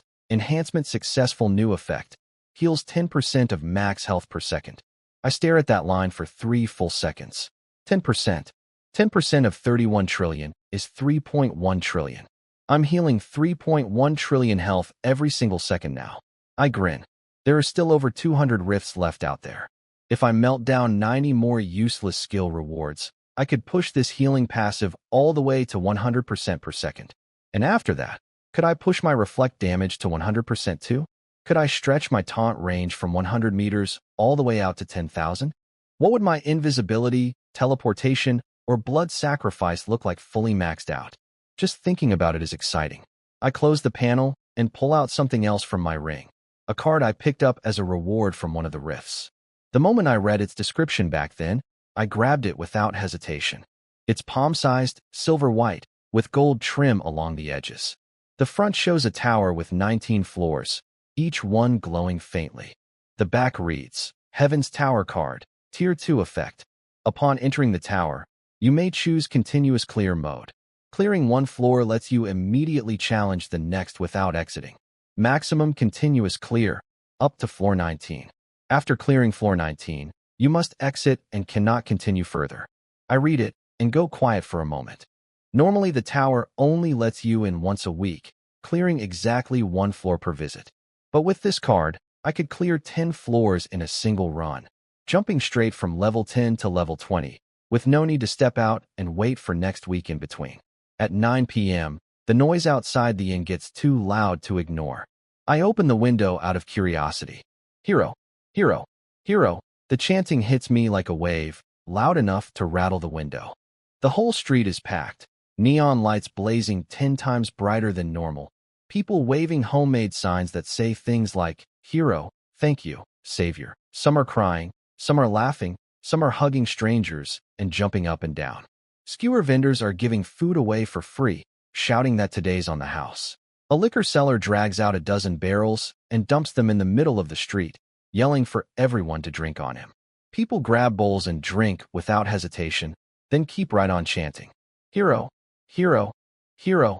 I watch for a few seconds, then close the curtain and lie back down, listening to the noise outside without much expression on my face. But inside, it's complicated. I know exactly who they're cheering for. Me. That mystery woman who cleared 10 rifts in one day. 4 of them right around Night City within 3 days. The 4 rifts near here alone used to kill over 2,000 people a year combined. That's at least 8,000 lives that won't be lost this year because of what I did over the last 3 days. 8,000 people. Alive because of me. I close my eyes and breathe out slowly. Outside, the chanting just keeps getting louder, shaking the whole city. Across Night City, every street and corner is celebrating. In the East District, a steamed bun vendor stands outside her shop holding a sign that says, Long live the hero, tears running down her face as she talks about her younger brother who died in one of those rifts 23 years ago. Her son tries to comfort her, telling her the rift is gone now and nobody else will die in it. In the Trading District, a woman who sells flying vehicles closes early, sits outside with a bottle, and raises it to the sky shouting hero between sips. Other shop owners join in, toasting the night sky together. In the roughest alley in the North District, a gang of usual troublemakers gathers to drink and eat instead of fight. Their bald leader declares nobody's allowed to start trouble tonight, and the group cheers, drinking toast after toast to the hero. He thinks of his own little brother, only 16 when he went into that same rift years ago and never came back. He looks up at the sky and shouts that his brother can finally rest, now that the rift is gone. Nobody in Night City sleeps that night. 30 million people celebrate together. Fireworks, singing, dancing, crying. Rival gangs lay down their weapons for one night of peace. People who normally hide indoors come out into the streets carrying signs, shouting along with everyone else. This city, usually called the City of Sin, turns into an ocean of celebration. All because of one hero nobody can name, whose face nobody has seen, who gave them proof that miracles are real and that the rifts swallowing countless lives can actually be stopped. It isn't just Night City. The whole country celebrates. In the capital, at least 100,000 people gather outside the Awakened Association headquarters, glow sticks and phones raised, chanting hero, loud enough to shake the building. On the rooftop, Chun Jojo watches the crowd in silence. His researcher asks if she'll ever show herself. He says he doesn't know, but adds that she's already become humanity's hope. By the riverside in another city, a massive LED screen across the water scrolls a tribute, honoring our hero. Thank you for closing 17 rifts, saving thousands of lives a year. At Dragon City Academy, the elite class gathers on the training field. Yin Yin stands at the front, eyes red as she reads the news. 17, she murmurs. Han Bing asks if everyone's thinking the same thing, that it's him. Yin Yin doesn't answer, but she knows exactly who he means. Me. The one who disappeared. The legendary Awakener. Her old teammate. Ing Run, leaning against the wall, says quietly but with total certainty, it's him. Lin Yu stands nearby, head down, her hands clenched tight. Yan Yan looks up at the sky and whispers, Su Lin, you have to stay alive. At the Wang family estate, Wang Shiqing watches the celebrating crowds from her window, smiling slightly. I knew it was you, she murmurs. Who else could pull off something like this? She remembers the way I looked standing by the window at that celebration dinner. Eyes calm, but with something burning underneath. She'd known back then I was different. She sends a text to a number that can't possibly reach me. Hey, Su Lin, when are you paying me back for that meal you owe me? She knows I won't get it, but sends it anyway, then smiles and puts her phone away. No rush, she tells herself. We'll have that meal slowly, once you're done with whatever you're doing. Back home, the mood in the Su family living room is suffocating. Su Jintian sits at the head of the table, 3 phones in front of him, every screen covered in headlines about the mystery woman. Record-breaking rift clears. Experts speculating she could eventually close every rift in the country. The entire nation celebrating an anonymous hero, and his own level, 90 achievement completely buried under the noise. Lin Wanqing sits nearby, torn, glancing between the news and her husband's face, wanting to say something but not daring to.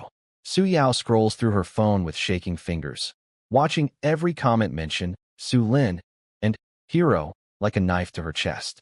Su Ling bites her lip, eyes red, thinking back on how she used to treat me, the guilt eating at her. Su Xiaoxiao hides in the corner, secretly smiling at the news, whispering that her brother Su Lin really is amazing, until Lin Wanqing shoots her a look and she quickly shuts up. Su Qin stares at the screen, knuckles turning white around his clenched fists. Impossible, he mutters. There's no way he's the hero. He's supposed to be worthless. Nobody responds. The room goes dead silent. Su Jintian gets up, leaves the room, and comes back 3 minutes later. All he says is that everyone should go to bed. The celebration outside goes on all night. I lie in bed listening to the cheering crash through the window in waves. It dies down for a second, then someone starts it up again, and the whole thing peaks louder than before. I give up on sleeping and sit up to check my phone instead. The forums are unreadable now. Thousands of new posts every minute, all about me. People analyzing my identity, counting how many rifts I've cleared, guessing where I'll strike next, and a bunch of people posting ridiculous stuff like wanting to marry the hero or have the hero's kids. I cringe and close the app. The noise outside hasn't let up at all. I lie back down, close my eyes, and think. Yeah, this is way too loud. I need somewhere else to sleep. I get up and head downstairs. The old man at the counter is still snoring through all the chaos outside like nothing's happening. I walk right past him without him even lifting an eyelid. Outside, the street is 10 times more packed than I expected. Wall-to-wall people, some drunk, some singing, some dancing, some crying into each other's arms. The neon lights are blinding and the air reeks of alcohol and sweat. I keep my head down and push through, swapping faces 3 times and cutting through 5 different streets before finally finding somewhere quiet. An abandoned warehouse area on the edge of the East District, with just a few homeless guys curled up asleep in the corners. I find a clean spot, pull a blanket out of my ring, lay it down, and finally get to sleep. I dream. In the dream, I'm standing in front of a massive tower, so tall I can't see the top, just floor after floor disappearing into the clouds. Standing in front of it is the old man from the Sandstorm Death Zone, Agira the shaman, white hair, torn gray robe. He looks at me and smiles. Kid, remember what I told you. Don't let those animals win. I try to answer, but no words come out. His outline fades, gets blurrier, and finally disappears completely, leaving only the tower and that gray sky above it. I jolt awake. Morning. The rock's ceiling overhead is brightening as the artificial lights signal the start of a new day. I sit up and stretch my neck, the dream still replaying in my head. Don't let those animals win. I take a breath, pack the blanket back into my ring, and stand up. Today, I keep clearing rifts. 205 left. No rush. I'll take it steady. Meanwhile, far beyond Earth, on the blood-red planet star of blood and flame, a massive teleportation array activates inside the floating black palace. 100 meters wide, covered in dark red runes, 3 figures stand at its center. Leading them is Shui Wei, the Blood Flame King's daughter, 17 or 18, dressed in fiery red, blood-red eyes that look like they have lava swirling inside them, level 60, practically buzzing with excitement as the array brightens. Behind her stand two others, Chi, a massive red-haired brute over 2 meters tall, shirtless, muscles like rope, a burning demon skull tattooed across his chest, level 78.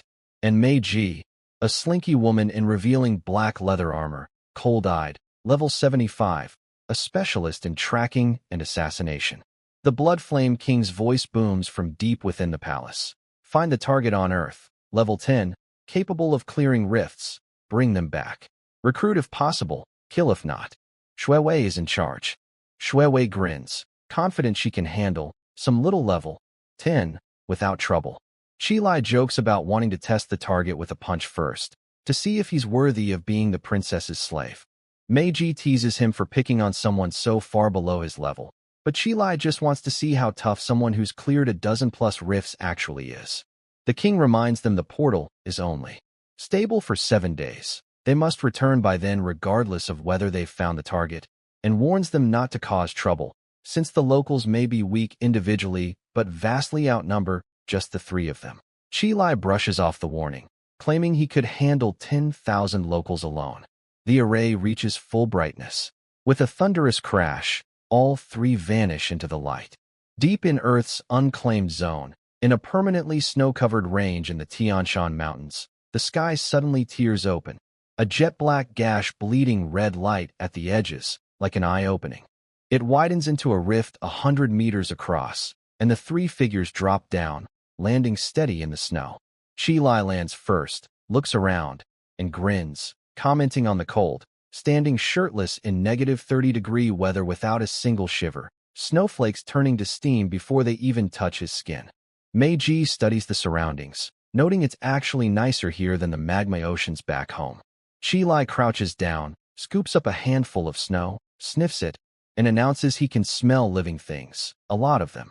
Shui Wei lands last, completely unbothered by the cold despite her thin red dress. Snowflakes melt before they get within 3 inches of her skin. She pulls out a palm-sized black compass covered in twisted runes, with a blood-red orb at its center that swirls like liquid. It's a tracking compass, built to detect, clear energy, the invisible mark left on anyone who's beaten a rift or dungeon. The more someone clears, the deeper that mark gets, and this compass exists specifically to hunt down people carrying it. Shui Wei watches the orb spin, then stop dead, pointing due east. Text appears beside it. Target distance. Approximately 3,200 kilometers. Target mark depth. 17 rifts 1 dungeon equals 18 layers assessment. Extremely rare. Her eyes light up. 18 layers, she murmurs. 17 rifts, 1 dungeon. The other 2 freeze. Chi's eyes go wide. The king said 8 layers just yesterday morning, and now it's already 18? That means this person cleared 10 more rifts in a single day. Meiji's smile vanishes, recalling that the historical record for any tier 1 planet tops out at 2 rifts cleared by 1 person. She wonders aloud if this is even human, and adds that this is exactly why the king sent them. If someone like this is allowed to keep growing for a few more years, they could genuinely threaten their world. Chi asks if they're chasing. Shui Wei laughs, delighted. Of course we're chasing. I've never met an 18-layer genius before. I want to see exactly what he looks like. She waves a hand. Let's go. All 3 launch into the sky, flying due east. Above the Tianshan Mountains, Chi streaks through the sky like a burning meteor, shirtless, steam rising off his skin as snow melts before it even touches him. He complains about how slow flying without a vehicle is, barely a few hundred kilometers an hour. Meiji floats beside him, wrapped in faint black mist, telling him not to rush since they've got 7 days to find the target. Chi grins and says he might as well have fun while they search, mentioning there are billions of people on this planet. Plenty to kill if he gets bored. Meiji warns him the king said priority is the target, not chaos. But Chi points out the strongest locals only hit level 90, nothing he can't outrun, and suggests that if their target is hiding in a big city, killing a few people to cause panic might just flush him out. Shui Wei catches up behind them, agreeing with Chi, practically licking her lips with excitement over the idea of an 18-layer mark holder. She wonders aloud what he looks like, how old, what gender. None of them know. They speed off toward their target, still 3,000 kilometers away. That's the threat closing in on me, even though I don't know it yet. I'm standing in the middle of a desert in front of a massive stone door. Rift Cien, 0801. Nicknamed Death Dune. 57 years old. 103 people in, 0 survivors. I push through. An hour and a half later, the door collapses behind me. I brush the sand off and open my panel. Congratulations on clearing Cien, 0801. Reward. Choose one of 4 skills. Sand Tunnel, active underground stealth movement. 1 minute. 30-minute cooldown Sandstorm Eye. Active AoE damage zone. 20,000 per second for 60 seconds. Sand Golem Summon. Active summon a fighter. 500k HP. 50k attack. 10-minute sand resistance. Passive. 50% sand damage immunity. 30% speed in desert terrain. I glance through them and pick the 4th without much thought.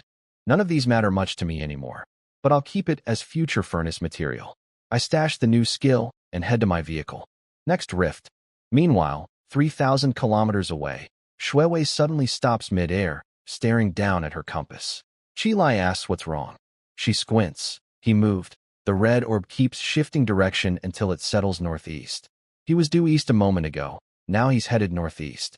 Moving fast, at least 800 kilometers per hour. Qilai surprised he might have a flying vehicle. Shuewei agrees it's possible, and they change course to follow. By 8 p.m., I walk out of my 10th rift of the day. Today's haul: 10 rifts, 10 throwaway skills, 10 pieces of future furnace material. I stretch, climb into my vehicle, and head back to Night City, planning to keep going tomorrow. What I don't know is that 3 hunters are now only 300 kilometers away and closing in fast. Shuewei watches her compass eagerly as the orb spins faster and faster before locking dead ahead. 300 kilometers. Qilai offers to scout ahead alone, but Shuewei shakes her head. They'll go together, no spooking the target. Meiji notices something. He seems to be flying back the way he came. Shuewei checks. The orb's direction is indeed shifting. Did he sense them? Meiji says that shouldn't be possible. The compass doesn't give off anything detectable unless he has some unusual ability. Shuewei just smiles, intrigued. She tells the other 2 to hold back 500 kilometers. She wants to see where he's actually going. Back in Night City, I land, stash my vehicle, swap faces, and head into the still buzzing streets. Fewer people celebrating now, but plenty still wandering around with "Long live the hero" signs looking for someone to drink with. I'm walking toward Peace Inn when I suddenly stop. Something feels wrong. I can't explain it, but it's like someone's watching me. I turn and scan the crowd. People drinking, singing, even a fight breaking out somewhere. Nothing obviously off, but the feeling doesn't go away. I frown and head inside anyway. The old man's still dozing at the counter. I go up to my room and shut the door, watching the street through a gap in the curtain. Still nothing visibly wrong, but the feeling of being watched keeps getting stronger, and it's getting closer. 500 kilometers out, Shuewei frowns at her compass. Weird. His position hasn't moved. He's just staying in one spot. Qilai says that's perfect. Let's just go grab him. But Shuewei shakes her head. If he'd noticed them, he'd be running. Since he's not running, he hasn't noticed them. So why did he stop moving? She smiles. Maybe. He's home.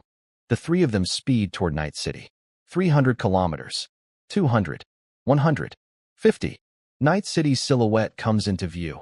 A massive underground metropolis lit up with endless neon under a thick rock ceiling. Shuewei hovers above it, eyes lit up with excitement. He's right there. Her compass points straight at the city center, the signal screaming strong. Qilai's ready to go grab him immediately, but Shuewei decides she'll scout alone first while the other 2 wait outside. Meiji's uneasy about her going in solo, but Shuewei brushes it off. He's just a level 10. What's he going to do to me? She tidies her dress and drops down into an abandoned warehouse area, taking a breath. Ugh, this planet's air smells awful, she mutters, like dirt. Then she changes her appearance. The red dress becomes a plain black jacket. Her long hair shortens. Her striking face turns completely ordinary. Within seconds, she looks like any random young woman, and she heads into the city satisfied with the disguise. Meanwhile, I'm standing at my window, watching the street, and the feeling just keeps getting stronger. It's not my imagination. Someone really is watching me. I take a breath and activate Shadow Step, vanishing instantly. I step outside, invisible, and scan the crowd from the street. Then I see her. A woman in her early 20s, black jacket, short hair, completely ordinary looking, standing across the street, scanning the crowd like she's searching for someone. She blends in perfectly with everyone else in Night City. But I'm staring straight at her eyes. They're blood red. Not bloodshot red. Genuinely blood-colored, like something's flowing inside the pupils themselves. I've seen all kinds of people in this city, but never eyes like that. She glances around a bit longer, then starts walking toward the East District, toward me. I stay perfectly still. She walks right past me, her footsteps hesitating for just a fraction of a second, then keeps going, disappearing into the crowd. I turn and watch her back as she walks away. The feeling of being watched is gone, but a new feeling takes its place. Danger. Serious danger. I take a breath, slip into a deserted alley, make sure nobody's around, and activate teleportation. I vanish and reappear 1,000 meters away in another quiet alley, switch faces again, and walk out the opposite direction, blending into the crowd, thinking the whole time. Those blood-red eyes. Not from this planet. Definitely not. So who is she? Where did she come from? And why is she looking for me? Then I remember what the old man told me back in the Sandstorm Death Zone. They usually invade after someone clears floor 99 of the tower, but the Star of Blood and Flame doesn't play by the rules. They could come down any time. My breath catches. The Star of Blood and Flame. They're already here. Back on the street, Shuewei stands in the crowd, scanning around. A moment ago, she felt a very specific energy ripple, faint, but unmistakable. Clear energy. The target was right there. She turns and scans the crowd again, but it's too packed, too many overlapping signatures to pin down exactly who. She frowns and pulls out her compass. It spins, then snaps to point due west. He ran? She blinks, then grins. Interesting. She tucks the compass away and heads west. Meanwhile, I'm cutting fast through the West District crowd. I don't dare run outright. Too suspicious, but walking is nowhere near as fast as flying. I need to get out of the city. Once I'm outside, I can pull out my vehicle and fly straight into the unclaimed zone where they can't track me down. I pick up my pace toward the West Gate. 10 minutes in, I stop dead. Ahead of me, that same short-haired woman in the black jacket is standing on the street corner, scanning the crowd. Those same blood-red eyes. My pupils shrink. How is she already here? I turn and duck into a side alley. Behind me, Shuewei watches the direction I vanished into, smiling slightly. Fast little thing. She tucks her compass away and strolls casually toward the alley. I'm sprinting through the alley now, mind racing for a plan. Invisibility?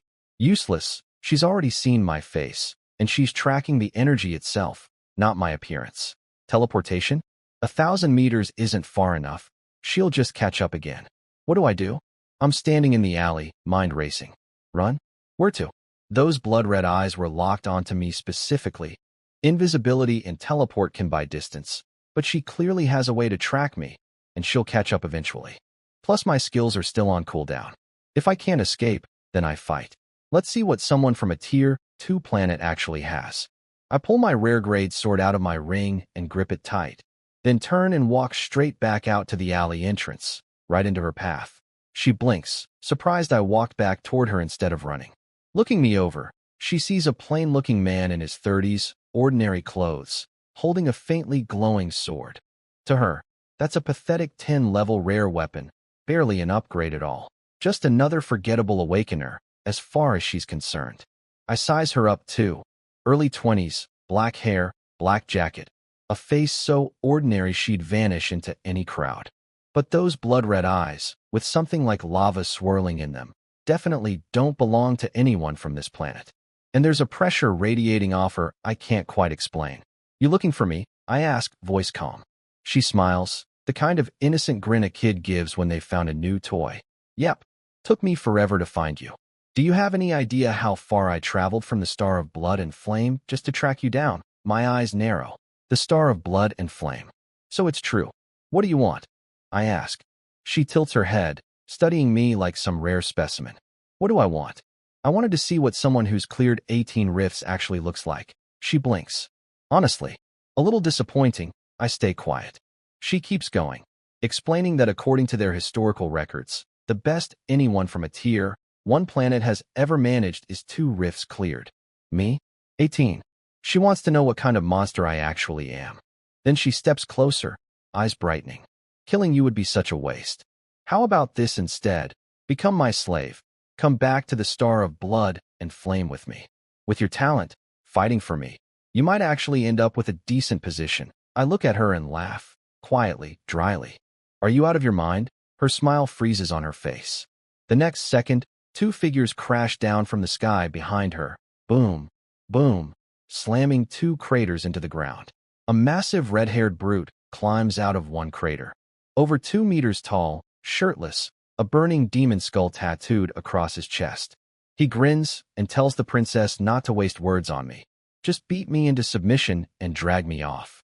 A slinky woman in black leather drifts out of the other crater, sizing me up with narrowed eyes, commenting that I look unremarkable for someone with an 18-layer mark, and offering to have some fun with me.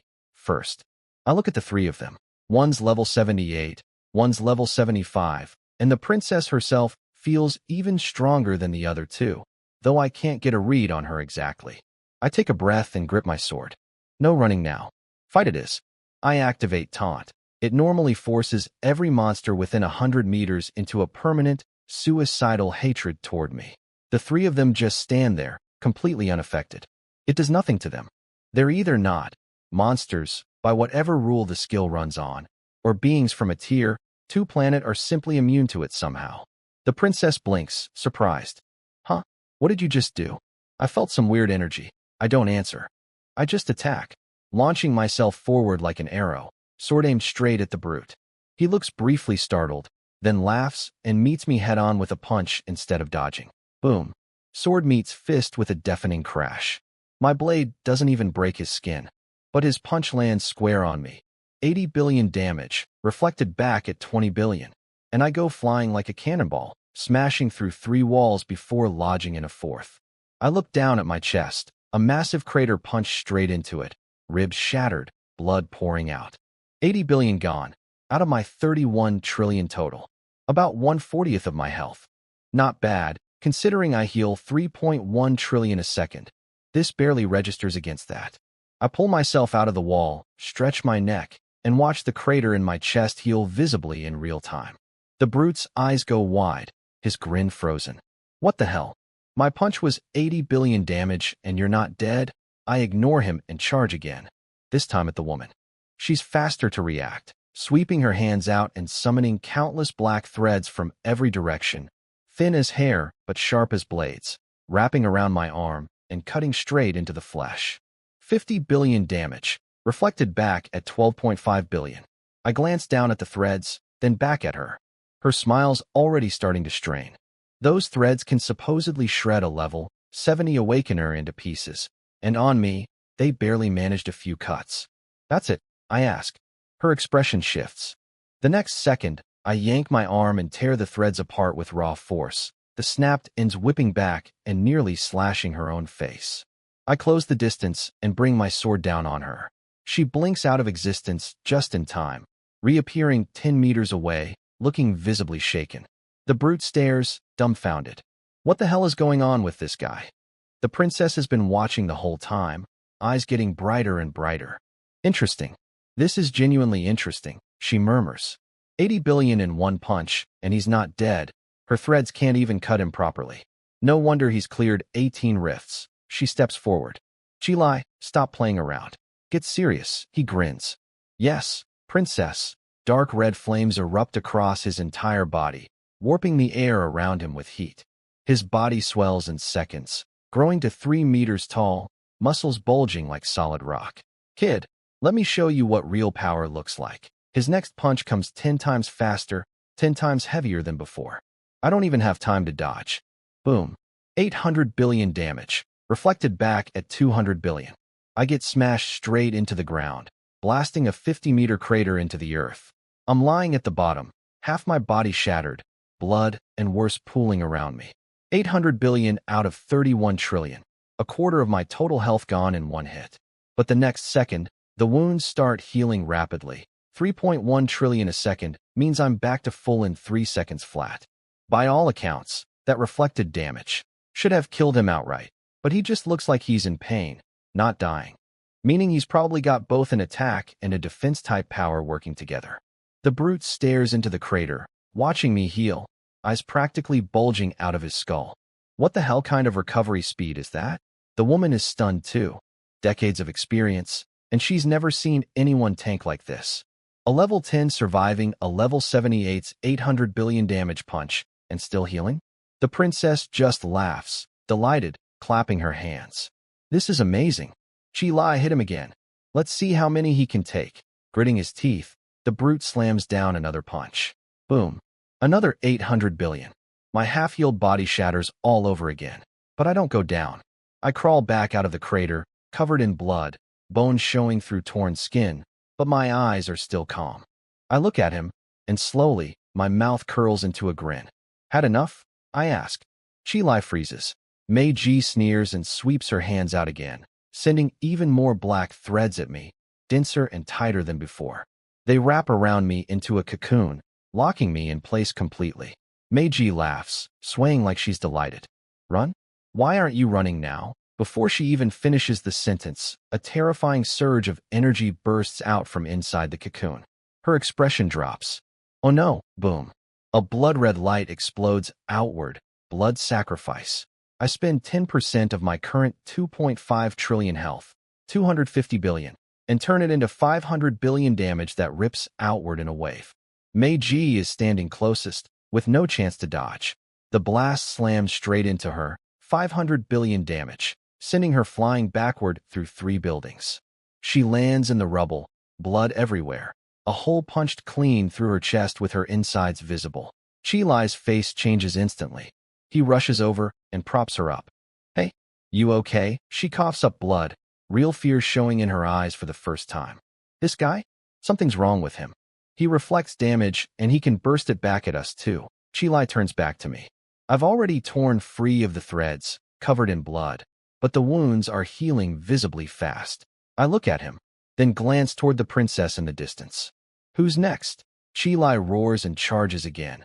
Another punch, another 800 billion. But this time, he doesn't follow up immediately. I notice he needs to charge up before he can hit that hard again. He sends me staggering back, but within a couple seconds I'm fully healed.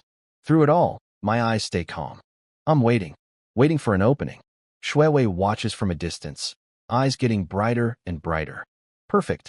Absolutely perfect, she murmurs to herself. A level 10 tanking a level 78 and reflecting damage back at a level 75. If I could enslave someone like this to fight for me, who could ever stop me? Then her tone shifts. But since you won't surrender willingly, I can't let you keep growing. She suddenly calls out, Chi, stand down. He hesitates, clearly unhappy about it, but backs off. Shuewei walks forward and looks at me. You're impressive, she says. Genuinely. So I've decided to handle this myself. She pulls something out. A fist-sized crystal ball, completely transparent, with a swirling dark red flame sealed inside that warps the space around it every time it pulses. Know what this is? She asks, smiling. This is a flame burst crystal. One-time use item. It holds a single casual strike's worth of power from my father. My father is level 190. My pupils shrink. Level 190? She smiles, almost innocently. I really didn't want to use this, but you're just too tough. Chi hit you a dozen times, and you're still standing, so I don't have a choice. She throws the crystal forward. It hovers in midair, the dark red flame inside pulsing violently, the space around it tearing and warping. A crushing, suffocating pressure floods the entire area. I try to run, but my feet feel nailed to the ground. This is raw level suppression.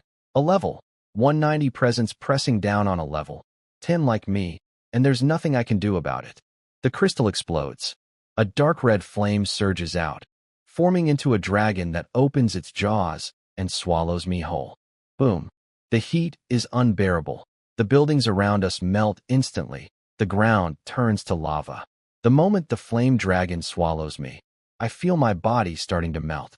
10 quadrillion damage in an instant. And right at that moment, a gray light flashes on my body. Stone stand-in triggers. A gray stone statue bursts out of me and takes the hit in my place.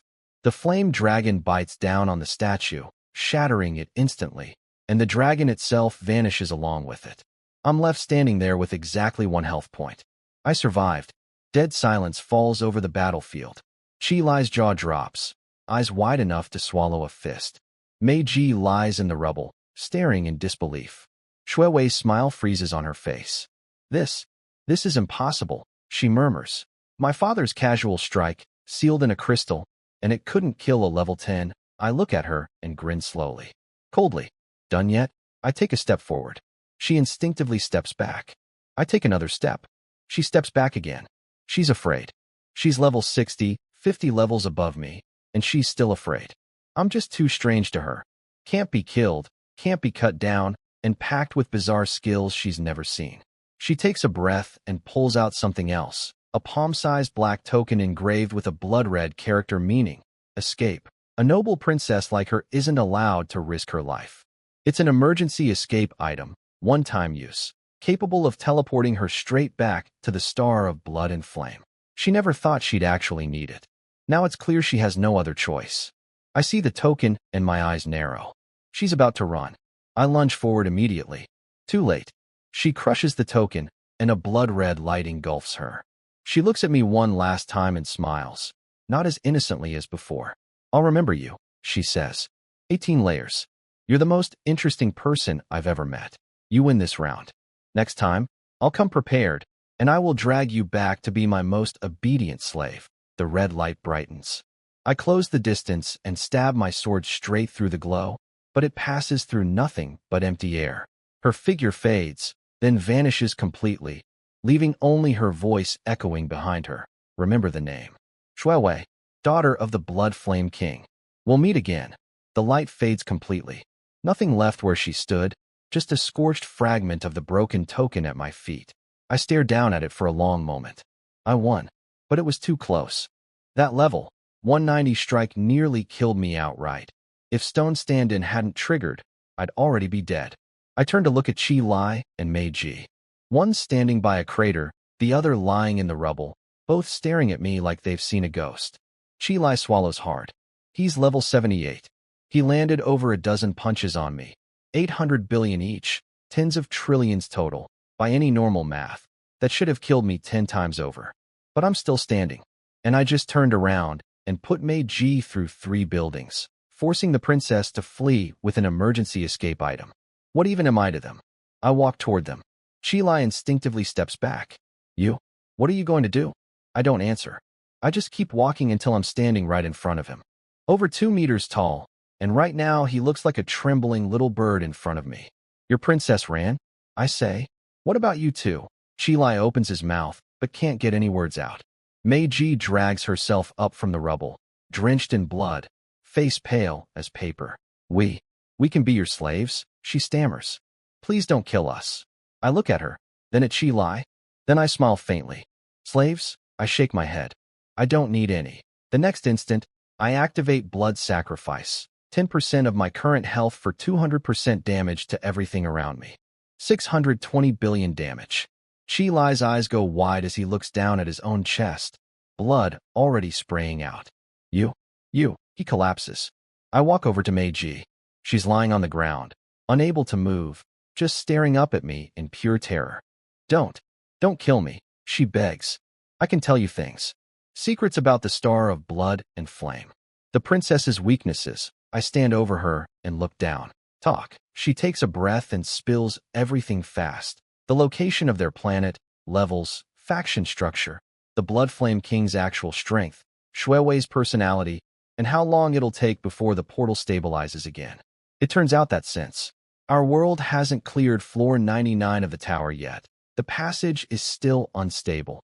Only 3 people below level 80 can come through at a time, and once a transfer happens, there's a full week's cooldown before the next one. So she won't be coming back here within the next week, at least. I listen quietly, then drive my sword down. Mei Ji's eyes go wide, and she doesn't get to close them. I sheath my sword and look down at the 2 bodies. Level 78. Level 75. Both dead. I take a breath, turn, and walk out of the flattened street. Completely empty. The fight was loud enough that everyone nearby fled long before it ended. I walk through the rubble slowly. Damn, I almost actually died there. My health is already back to full. I stand up straight and stretch. Shui Wei, daughter of the Blood Flame King. Level 60, loaded with escape items, and she'll be back. The portal can only transfer once a week, so next time is at least a week out. I look up at the gray rock ceiling above me. Next time? Next time. It's anyone's guess who kills who. Meanwhile, far from Earth, a beam of blood-red light tears through the clouds, racing back toward the star of blood and flame. Inside it, Shuewei grips her fists so hard her nails draw blood. She isn't crying. She never cries. But her whole body is shaking, not from fear, but pure fury. She mutters Su Lin's name over and over, replaying everything. The 18-layer. Mark, a level 10 who tanked over a dozen of Qi Lai's punches, who reflected enough damage to nearly kill Meiji, who forced her to burn an escape token just to survive. She swears she won't forget him. Earth shrinks behind her into a tiny blood as the star of blood and flame grows larger ahead. A massive, blood-colored planet, with floating cities suspended above oceans of magma, the grandest and most heavily fortified of them being the royal palace itself. Shuewei stumbles out of the teleportation array, disheveled, her dress torn, covered in dust and blood, looking every bit like someone fleeing a battlefield, because she is. Servants rush to support her, asking if she's hurt, but she waves them off and asks where her father is. Told he's in the throne room meeting with ministers, she heads there immediately, ignoring her ragged appearance. In the throne room, the Blood Flame King is mid-briefing with his ministers. About colony affairs, a stabilized rift on another conquered world, some unrest on a planet called Dark Flame Star already dealt with, and a mining colony needing fresh slaves. The doors burst open, and Shuewei stands there, clearly battered. The ministers freeze in shock. The king dismisses them with a wave, and once the room clears, he steps down from his throne, towering at over 3 meters tall, and bends down to meet his daughter's eyes. Dead? He asks. She shakes her head. Qi Lai and Meiji? She hesitates, then admits they're dead. His expression doesn't change. He simply nods. Coming back alive is good enough. Unable to hold it in any longer, Shuewei finally breaks down and tells him everything in detail. Landing on Earth, tracking the target to Night City, Qi Lai's attack, Meiji getting wounded, using the flame burst crystal as a last resort, and finally being forced to flee with the escape token. As she describes Su Lin surviving Qi Lai's 800 billion damage punches, the king's calm expression flickers. When she mentions Su Lin reflecting damage hard enough to nearly kill Meiji, his eyelid twitches. When she describes Su Lin surviving the flame burst crystal itself, he finally speaks. A substitute-type life-saving skill, she nods. I saw it myself. A gray light burst out of his body and blocked the strike.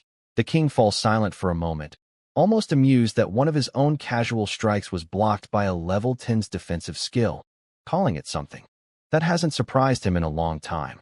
He reasons through it methodically, surviving over a dozen of Qi Lai's punches and still having strength to counterattack means Su Lin's healing rate is far beyond anything normal, at least hundreds of billions per second. He also points out that Su Lin managed to unleash an AoE attack even while restrained by Meiji's threads, dealing 500 billion damage to her.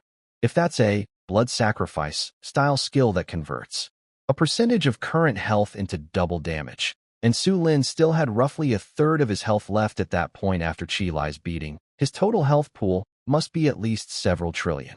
Shuewei is stunned. A level 10 with trillions of health? The king falls silent, then walks to the window, staring out at the churning oceans of magma below. 100,000 years, he says slowly. Over 8,000 tier 1 planets, countless geniuses conquered. SSS rank, the 100-fold multiplier, that's always been the absolute ceiling for a tier 1 being. No one has ever broken past that limit. Until now. This one's ability strength would be top tier, even on a tier 3 planet. He turns to face his daughter. Do you understand what that means? She shakes her head. For the first time, his expression turns genuinely serious. It means if we can enslave him, our planet might finally have a real shot at ascending to tier 3 status, something generations of our people have hoped for. But if we fail to enslave him, and he keeps growing unchecked instead, he could be the one who ends up destroying everything I've built. This is both our greatest opportunity and potentially our greatest disaster. Shuewei freezes, stunned by what her father just said. Tier 3 planet? She asks if he's joking. Their planet ranks in the top 100 among Tier 2 worlds, has conquered thousands of Tier 1 planets, and generations of kings before him have tried and failed to ascend to Tier 3. How could one level 10 native possibly help with that? The king corrects her. He never said Su Lin could help them ascend directly, only that enslaving him would give them a chance. He explains the real requirement for ascension. It's not about hitting level 200 or topping rankings, but about possessing a being who has broken past the universe's hard rule-based limits. Tier 1 planets cap out at SSS rank with a 100-fold power multiplier. Tier 2 caps at 10,000-fold. Tier 3 caps at 1,000,000-fold. No matter how talented or hardworking someone is, that ceiling has never been broken until now. Su Lin has broken it. 18-layer mark, level 10, trillions of health, meaning his power multiplier is at least in the millions, possibly tens of millions. The king believes even top-tier 3 geniuses with 3 awakenings might not match what Su Lin achieved with a single awakening, and he still has a second awakening ahead of him. Shui Wei's breathing quickens, replaying everything she witnessed, surviving Qi Li's punches, reflecting lethal damage onto Mei Ji, surviving the flame-burst crystal. She asks what they should do, suggesting they send an army down immediately. The king reminds her the portal still isn't stable enough for that. Only people under level 80 can pass through, and more importantly, they're not the only ones who might notice him. Word of someone clearing 18 rifts could reach other Tier 2 or even Tier 3 scouts eventually, though Earth being specifically linked to their world buys them some time advantage over outside threats. That means they have to move first and capture him before anyone else does. Shui Wei points out how dangerous Su Lin is. Qi Li and Mei Ji both died trying. The king says he's prepared something better this time. A fist-sized, black, crystal-veiled and intricate, almost living golden patterns. A soul enslavement crystal, one of only 3 in existence on their entire planet, rare even by Tier 3 standards. Using it on someone at the brink of death and unable to resist would bind their soul completely, making them a permanently loyal slave. Unbreakable even if they later reached level 300. The king hands it to her directly, giving her 6 days to prepare. Her job, find Su Lin again, beat him to near death, then use the crystal to enslave him for good. He promises to give her enough backup tools this time to guarantee success, and warns that the crystal only binds to whoever uses it, meaning if she's the one to activate it, Su Lin would obey only her from then on. Shui Wei grips the crystal, hands shaking, remembering Su Lin's calm, unreadable eyes. Then the king delivers one final, serious warning. Everything about Su Lin's talent and his theory about the rule-breaking limit must never be spoken of to anyone. Not her mother, not her closest aides, no one. If other Tier 2 or Tier 3 powers learn that someone has broken the rules of the universe, they'll come for him by any means necessary, and the Blood Flame Star wouldn't even get scraps. Shui Wei nods firmly, understanding completely. The king dismisses her to rest, telling her he'll send her back to Earth in 6 days. As she reaches the door, she pauses and asks her father if enslaving Su Lin will really let them ascend to Tier 3. He's quiet for a long time before answering honestly. He doesn't know, but this is the closest they've ever come to that goal in 100,000 years, and if they miss this chance, it might be another 100,000 years or never again. This attempt has to succeed. Shui Wei nods and walks out. The doors close behind her. Alone, the king stares out at the magma oceans for a long while, finally murmuring to himself, Su Lin, just what kind of person are you? I'm standing in the rubble, staring at the 2 bodies, Qi Li and Mei Ji, lying in the wreckage, completely drained of blood. The princess, Shui Wei, is gone, leaving nothing behind but a scorched fragment of her escape token. The night wind blows past, carrying the smell of blood and burnt flesh. I look down at my hands, still shaking, not from fear, just the adrenaline crash after almost dying. That fight nearly killed me. A level 190 strike, 10 quadrillion damage in 1 hit. And the real version of that power is probably way more than that, since what hit me was just an item stored output. If Stone Stand-In hadn't triggered, I'd be a pile of ash right now. Stone Stand-In, I mutter, pulling up my panel. Passive 5, Stone Stand-In, triggers automatically on fatal damage, leaves you at 1 HP, 24-hour cooldown. 24 hours. That means if Shui Wei comes back with another attack like that before this time tomorrow, I'm actually dead. I take a breath and close the panel, looking up at the gray rock ceiling above. Wait, Mei Ji said something before she died. The portal can only transfer people once a week. Shui Wei just went back today, so the earliest she can return is next Monday. 6 days. I have 6 days. My mind starts racing. 6 days to get strong enough to survive an attack like that, at least once. No, more than once. Knowing how that princess operates, with a stockpile of escape items already, she'll definitely come back loaded with more than one flame burst crystal next time. She clearly underestimated me this round, not expecting a level 10 to tank a level 70 plus attack, so she didn't bring much firepower. What if she brings 3 or 4 crystals next time? What if she brings something even worse? My fingers curl into a fist. I need to get stronger, and I especially need a way to survive that kind of hit. I slip into an empty alley, pull out my vehicle, and take off into the clouds, heading toward the next rift. No time to sleep properly anymore. From now on, I'll sleep on the move, letting the autopilot handle the flying while I rest. Leaning back in my seat, I open my panel and look over today's 10 new skill rewards. All garbage. Sand resistance, a rock armor shield, poison mist. None of it useful to me anymore. But I have the furnace stone. I pull the fist-sized black stone out of my ring, its golden patterns flowing slowly across the surface. Select skills to convert. I tap through all 10 of today's rewards and select every single one. 10 beams of different colored light shoot out of my panel and pour into the stone. The golden patterns flare violently, like the whole thing's about to burst, and then a pure beam of gold light shoots back out. Select a passive skill to enhance. I look over my passives, thinking it through.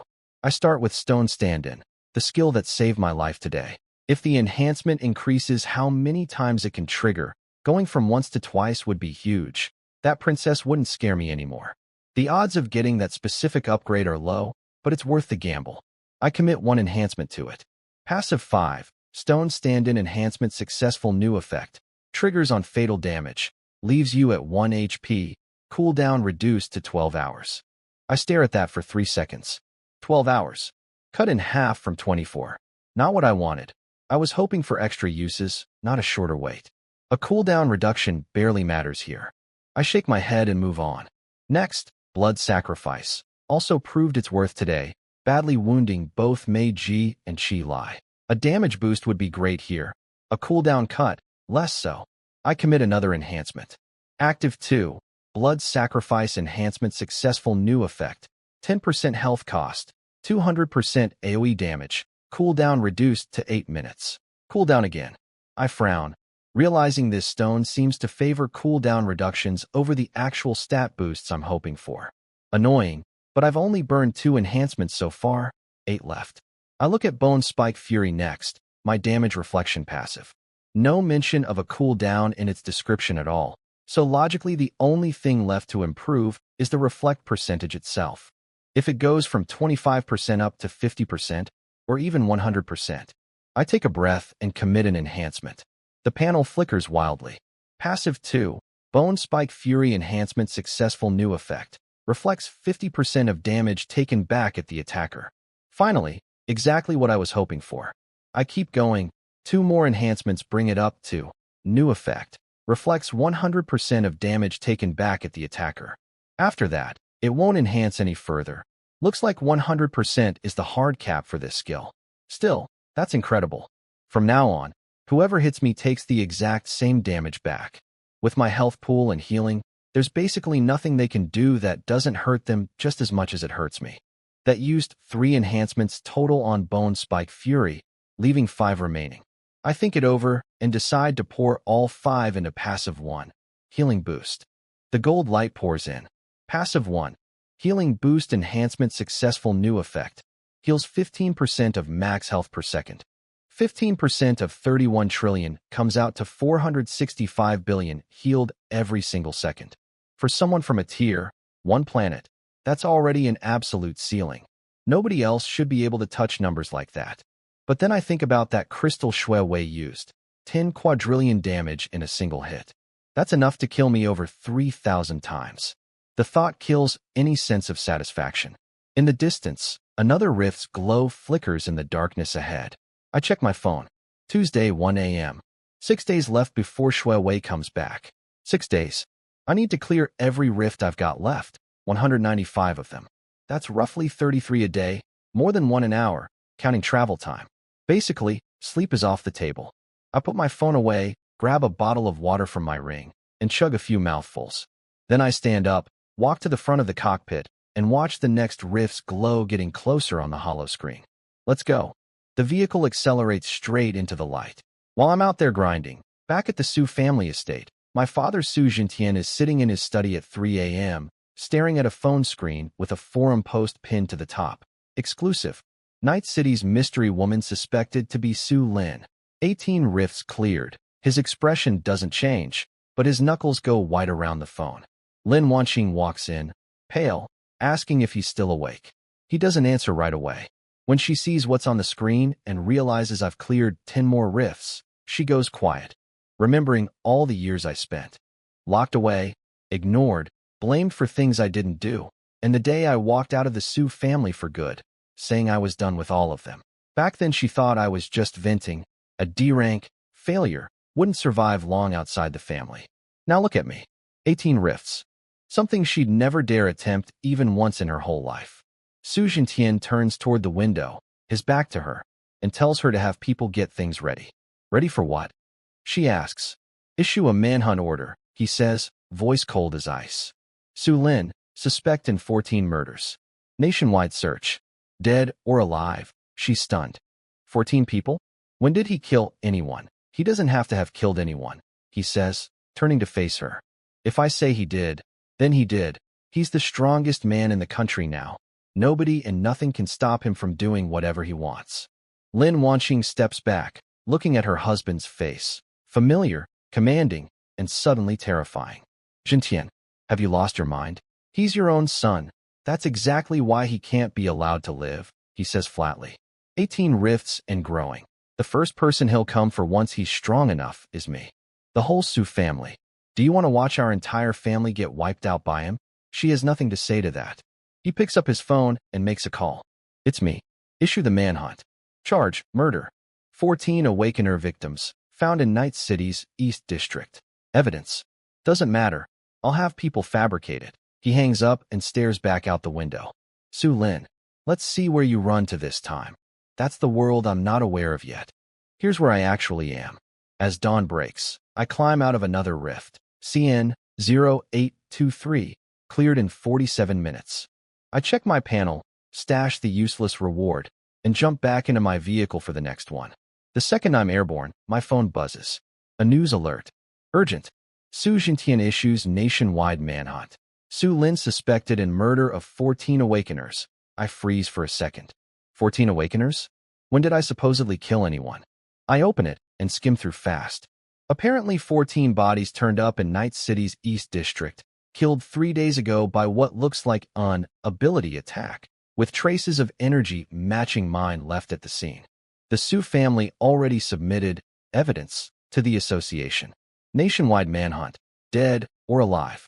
The comments are a mess, some shocked, some pointing out I was supposedly clearing rifts that day, some suspecting a setup, some defending Su Jintian since there's evidence. This time, others reminding everyone he already tried this once before and got overturned by the association.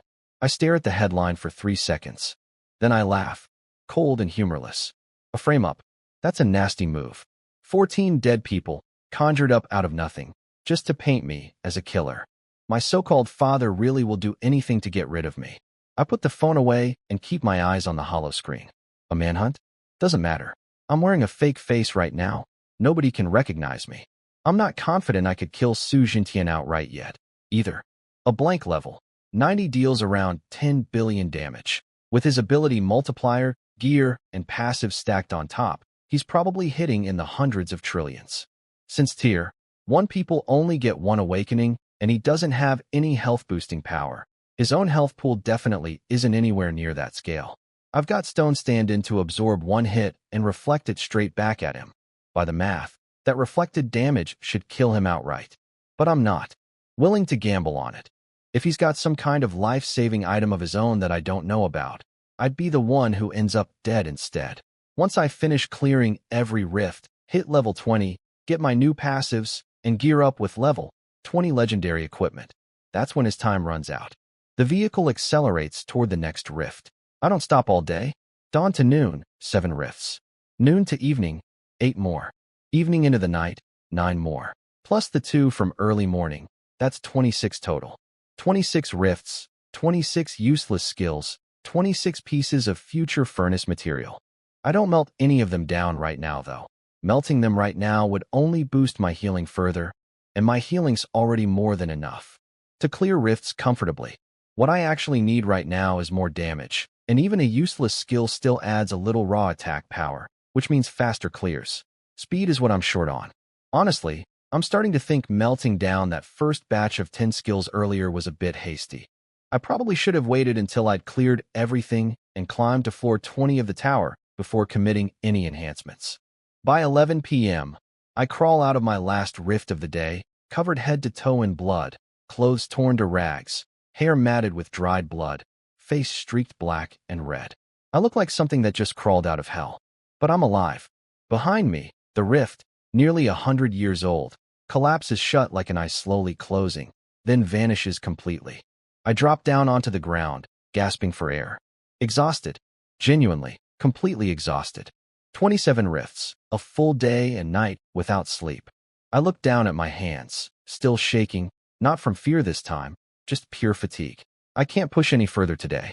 If I keep going, I'm worried I'll actually fall out of the vehicle and die from exhaustion alone. I force myself up, call out the vehicle, climb into the cockpit, and collapse into the seat. My eyes close. 3 seconds later, I'm snoring. The vehicle switches to autopilot, flying itself toward the next rift. What I don't know is that while I'm sleeping, the entire planet is about to explode with news. The forums have gone completely insane. 26 rifts cleared in a single day, something nobody in 100 years of recorded history has come close to. Most people who ever attempted a rift only managed one and never tried again.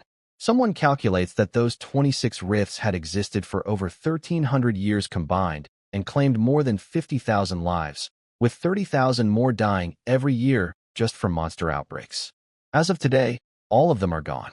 The Rift Management Bureau posts 26 separate announcements in one day, one per closed rift, until the account admin themselves posts a meme of an exhausted dog with the caption, "This is me right now." The comment section breaks 5 million, a new record.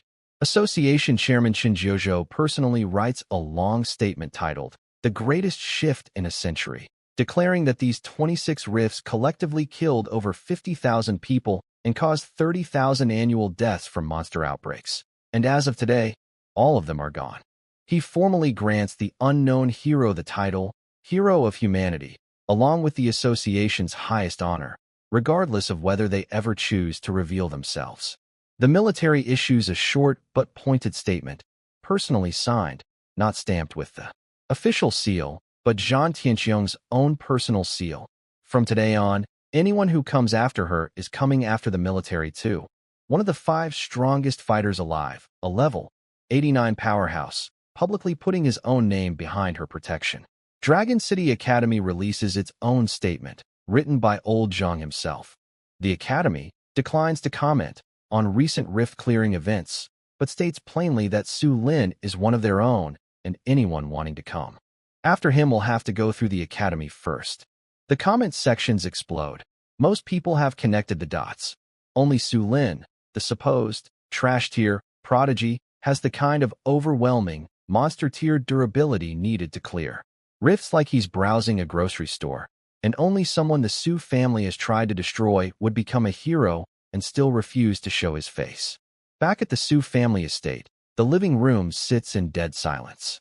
Lin Wanqing stares at her phone, hands shaking, repeating, 26. In one day, like she can't process it. Su Yao sits nearby, pale, replaying old memories, throwing Su Lin's food in the trash, ignoring him after he stayed up all night helping her with notes, walking past him while he was forced to kneel in the basement. She laughs bitterly, almost crying, wishing she'd treated him better. Su Ling sits hunched over, shoulders shaking, remembering worse moments. laughing along when Su Chun mocked a birthday gift Su Lin had saved months of allowance for, blaming Su Lin for nearly drowning when he was pushed into a pond, walking past him in the basement without a second glance. Every memory cuts deeper than the last.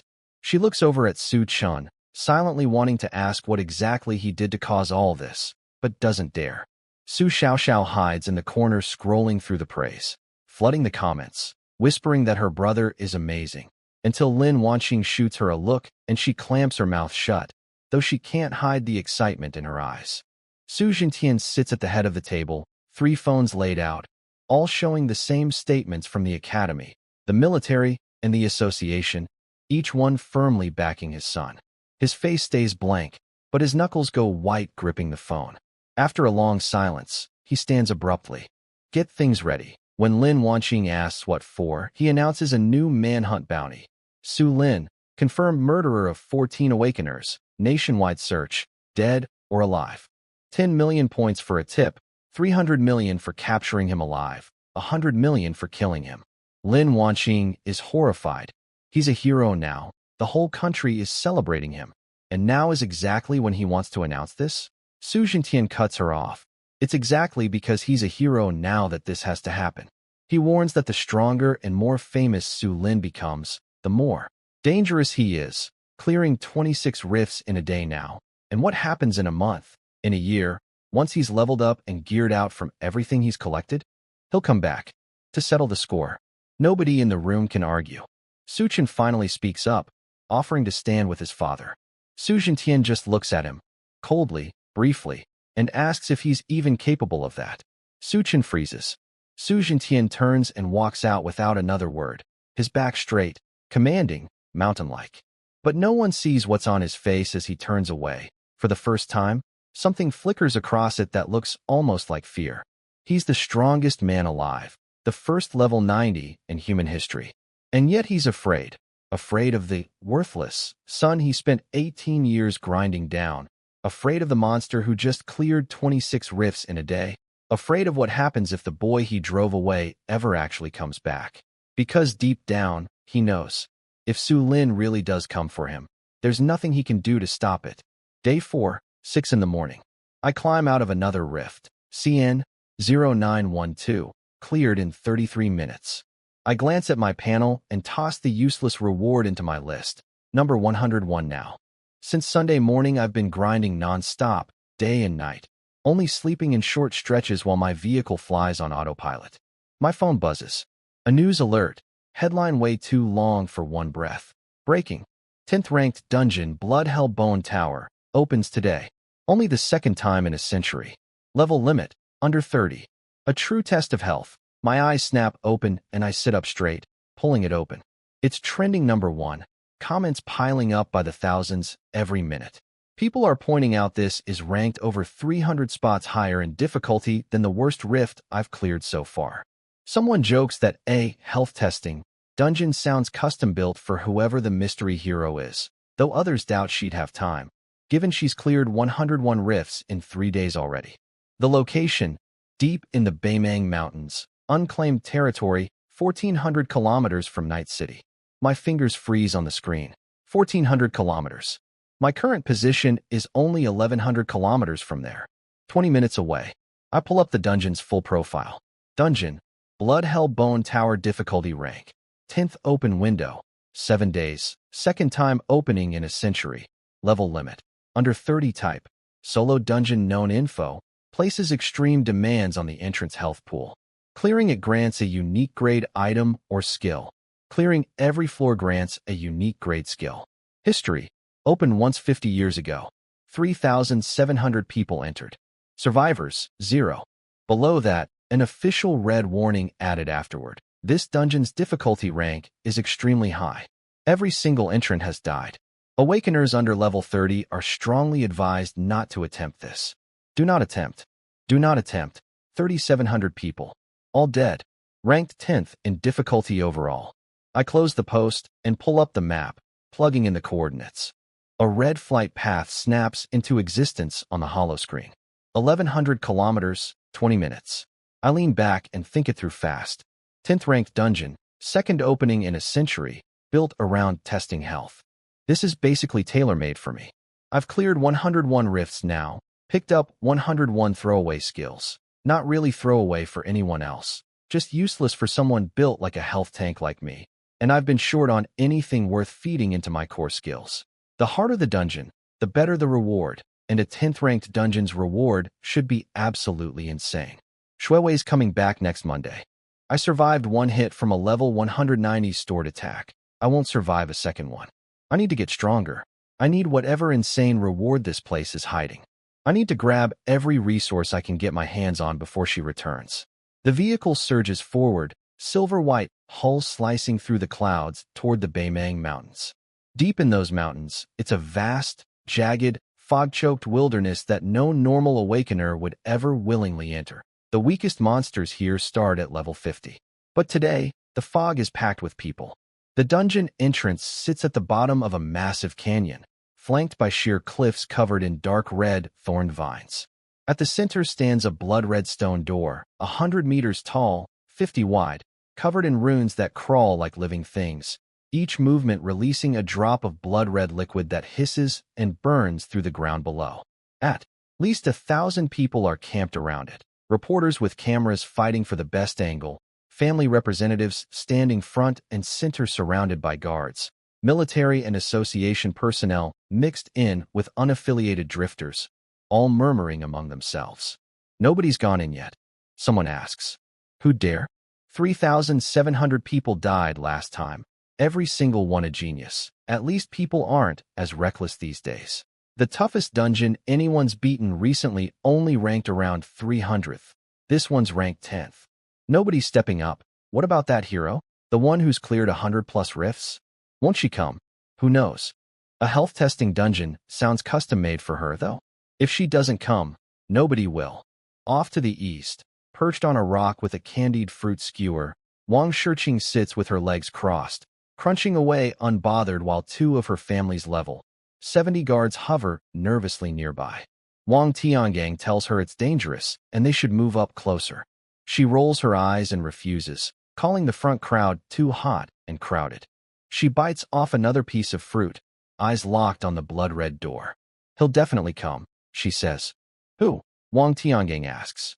Su Lin, she says, like it's obvious. A health testing dungeon, ranked 10th. Knowing him, there's no way he skips this. Wang Tiangang laughs slightly, asking how she can be so sure. She just hums and keeps watching the door, forgetting to even chew her snack. On the west side, in a rock shadow, Yin Yin crouches scratching at the dirt with a stick. Han Bing stands nearby, anxious, watching the door. Ingren leans against the cliff wall, expression heavy. Lin Yu stands off to the side, head down, unreadable. You think he'll come? Han Bing asks quietly. Yin Yan's stick pauses. He will. How do you know? Gut feeling. Ingren speaks up suddenly. If he comes, Su Jintian will be here too. Everyone goes quiet. Su Jintian, the first level 90 in human history. If he shows up, the moment I walk out of that dungeon could be the moment I die. Yin Yan's grip tightens on her stick until her knuckles go white. Then we'll block him, she says through gritted teeth. Even if it's just for a second. Han Bing laughs bitterly. What can a handful of level 10s do against a level 90? He could wipe them out without even trying. We still have to try, Yin Yin says, standing up, eyes on the door. He's my brother. Suddenly the crowd stirs. Someone's here. Someone's coming. Everyone turns. At the canyon entrance, a figure walks slowly forward, an old man in his 80s. White hair, deeply wrinkled, slightly hunched, wearing a faded gray coat. He walks steady and unhurried, like none of the chaos around him matters at all. The crowd parts automatically, not out of respect, just confusion. Who is this old man, and why is he wandering into something like this? He ignores everyone, walks straight up to the stone door, stops, looks at it for 3 seconds, then steps inside. Whoa, someone shouts. He's going in. Old man, are you insane? That's the 10th ranked dungeon. Going in means death. Stop him. Someone stop him. Too late. His foot's already crossed the threshold.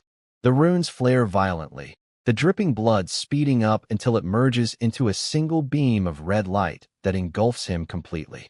A flash, and he's gone. Dead silence falls over the crowd. Then, he went in? He actually went in. Who even is that old man? trying to get himself killed. Wait. Look at how he walked. What about it? It looked just like that hero's walk. The mystery woman from the forums.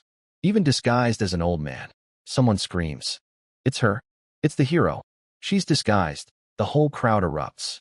Reporters scramble forward, but the door's already sealed shut.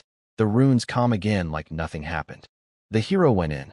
She's inside Blood Hell Bone Tower. Get this out now. Now, total chaos breaks out across the canyon. At the top of the cliff, a figure stands with arms folded behind his back. Su Jintian, dressed in black combat gear, his level 90 badge gleaming in the morning light. 20 black-clad warriors stand behind him, all level 70 or higher, radiating a deathly calm. He looks down at the door, then at the chaos surrounding it. His face shows nothing. It's him, he says quietly, only loud enough for his own men to hear. He went in. We wait. The moment he comes out, that's the moment he dies. His men respond in unison. Back on her rock, Wang Shiqing's candied fruit drops from her hand. She stares at the door, eyes burning bright. Knew it, she mutters, unable to stop smiling. Then she turns toward the cliff top, sees the black figure standing there, and her expression darkens. Su Jintian's here, she says. He's going to ambush him at the exit. Wang Tiangang sighs beside her. Shiqing, this isn't something we can interfere with. He's level 90, the strongest man alive. I can't stop him.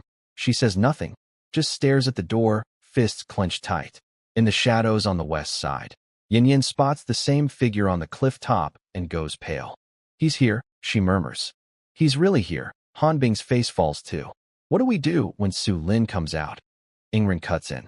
Let's worry about whether he comes out at all first. Everyone freezes for a moment. Ingren keeps staring at the door, expression complicated. 10th ranked dungeon. 3,700 people, all dead. Whether he survives this at all isn't even guaranteed yet. Yin Yin bites her lip, unable to say anything. Lin Yu finally looks up, eyes on the door, and speaks quietly. He'll come out. He promised us he would. I step through the stone door. Behind me, all the shouting and chaos cuts off instantly, swallowed by silence. Darkness, then a sudden flash of light.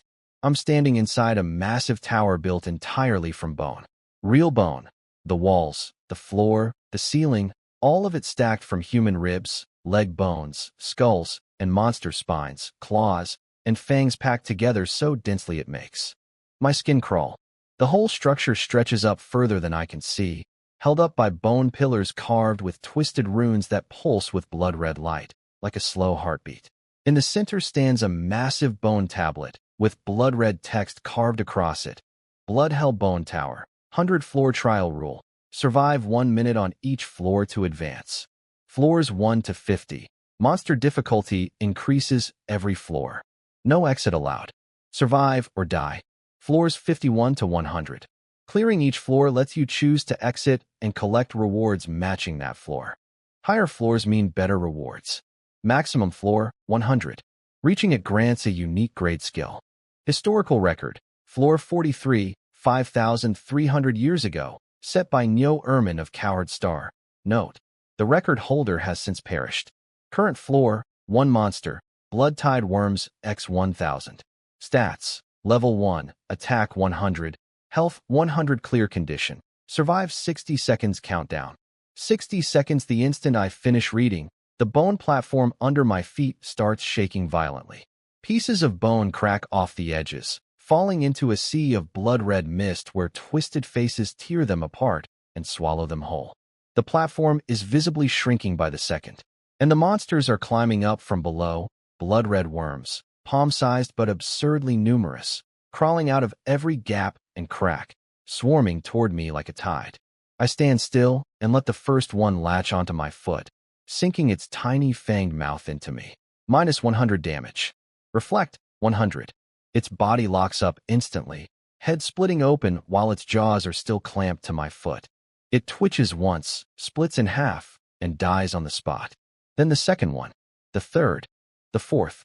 They pile up into a mound, completely burying me underneath, biting me hundreds of times a second, each bite reflecting straight back and killing them instantly. I check my panel. Current health, 31 trillion healing per second. For 165 billion, this damage isn't even a tickle. I just stand there and let them eat away at nothing. 10 seconds. 20. 30. The worms get more desperate, dying faster and faster. Some explode into a puddle of blood the second they bite down. Blood and worm corpses pool across the platform, flowing like a river. 50 seconds. The platform shrunk down to barely 10 meters across. Worms keep coming, but their numbers are clearly thinning. 58. 59. 60. Ding. Floor 1 cleared. Remaining health, 31 trillion. Welcome to floor 2. The platform suddenly drops out from under me, and I fall straight down into nothing. Wind screaming past, an endless red void below. Twisted faces reach out from the mist trying to grab me, but every time they get close, they shriek and recoil like they've touched fire. I know exactly why. My health pool is so thick that even these illusions can't bring themselves to touch me. Floor 2. Bone spike forest. I fall for 10 seconds before landing on solid ground again.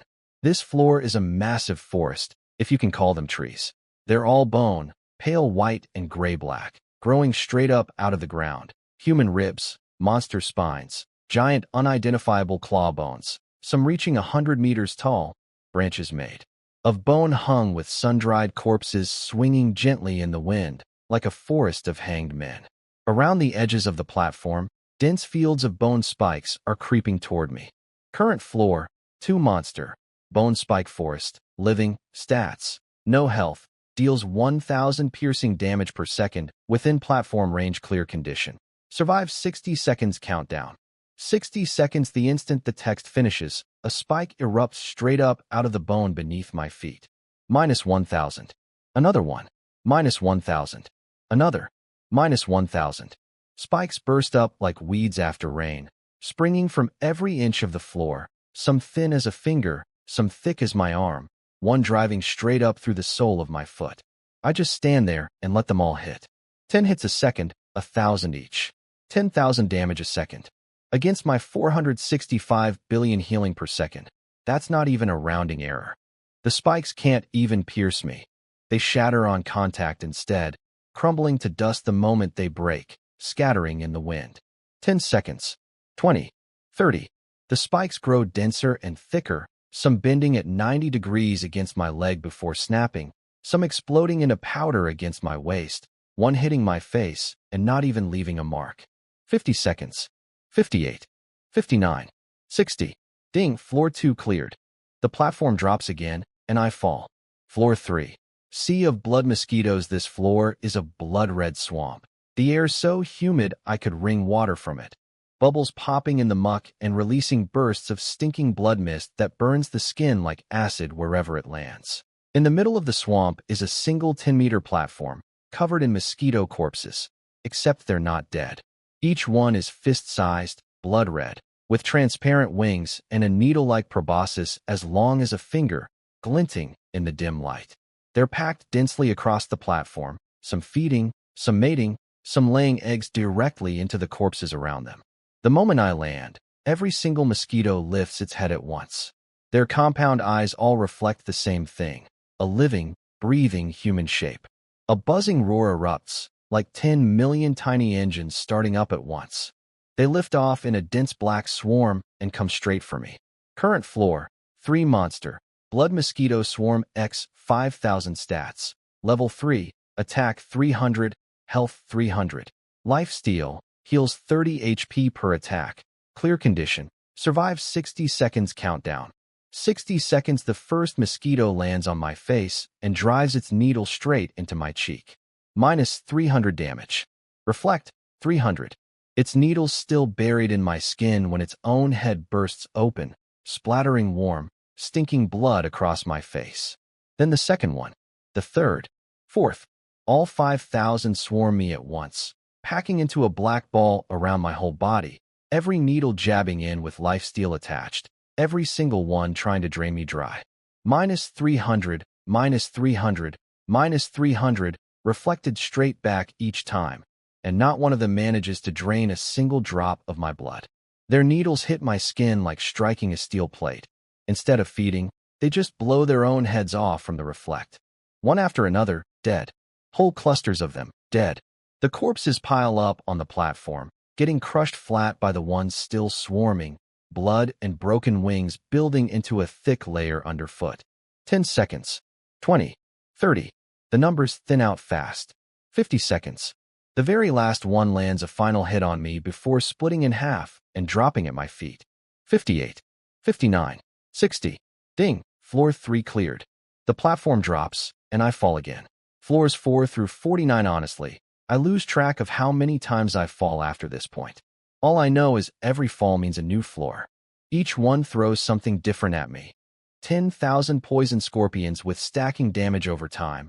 800 bloodthirsty wolves with double damage charges. 500 fire elementals that explode on death. 300 frost ghosts that freeze whatever they hit enough times. 100 invisible shadow assassins with a 50% crit rate. 50 rock giants with absurd defense. Floor after floor, new monster, new attack pattern, new way to die. For me, it's all the same. I just stand there and let them hit me, then watch every single one die from the reflect. My panel turns into a waterfall of damage logs. Hit for 1,200, reflect 1,200. Hit for 3,500, reflect 3,500. Hit for 8,000, reflect 8,000. Hit for 20,000, reflect 20,000. The numbers keep climbing. By floor 20, attacks are hitting 10,000 a pop. Floor 30, 30,000. Floor 40, 100,000. By floor 49, current floor, 49 monster, Bloodbone Giant X1 stats. Level 49, attack 10 million, health 1 billion clear condition. Survive 60 seconds. The giant is 100 meters tall, built entirely from blood-red bone. 2 pits of red fire burning in its eye sockets as it looks down at me. It raises a foot and stomps down. Boom. Minus 10 million. I get driven 3 inches into the platform, but I don't go down. I look up at it and smirk. That's it. It loses it, slamming punch after punch into me. 10 million, 10 million, 10 million. Again and again like it's lost its mind. I keep sinking a little deeper with each hit, but I never fall. I check my panel. 31 trillion health, 465 billion healed per second. 10 punches in 10 seconds is 100 million damage total. My healing in that same window is 4.65 trillion. It doesn't even register.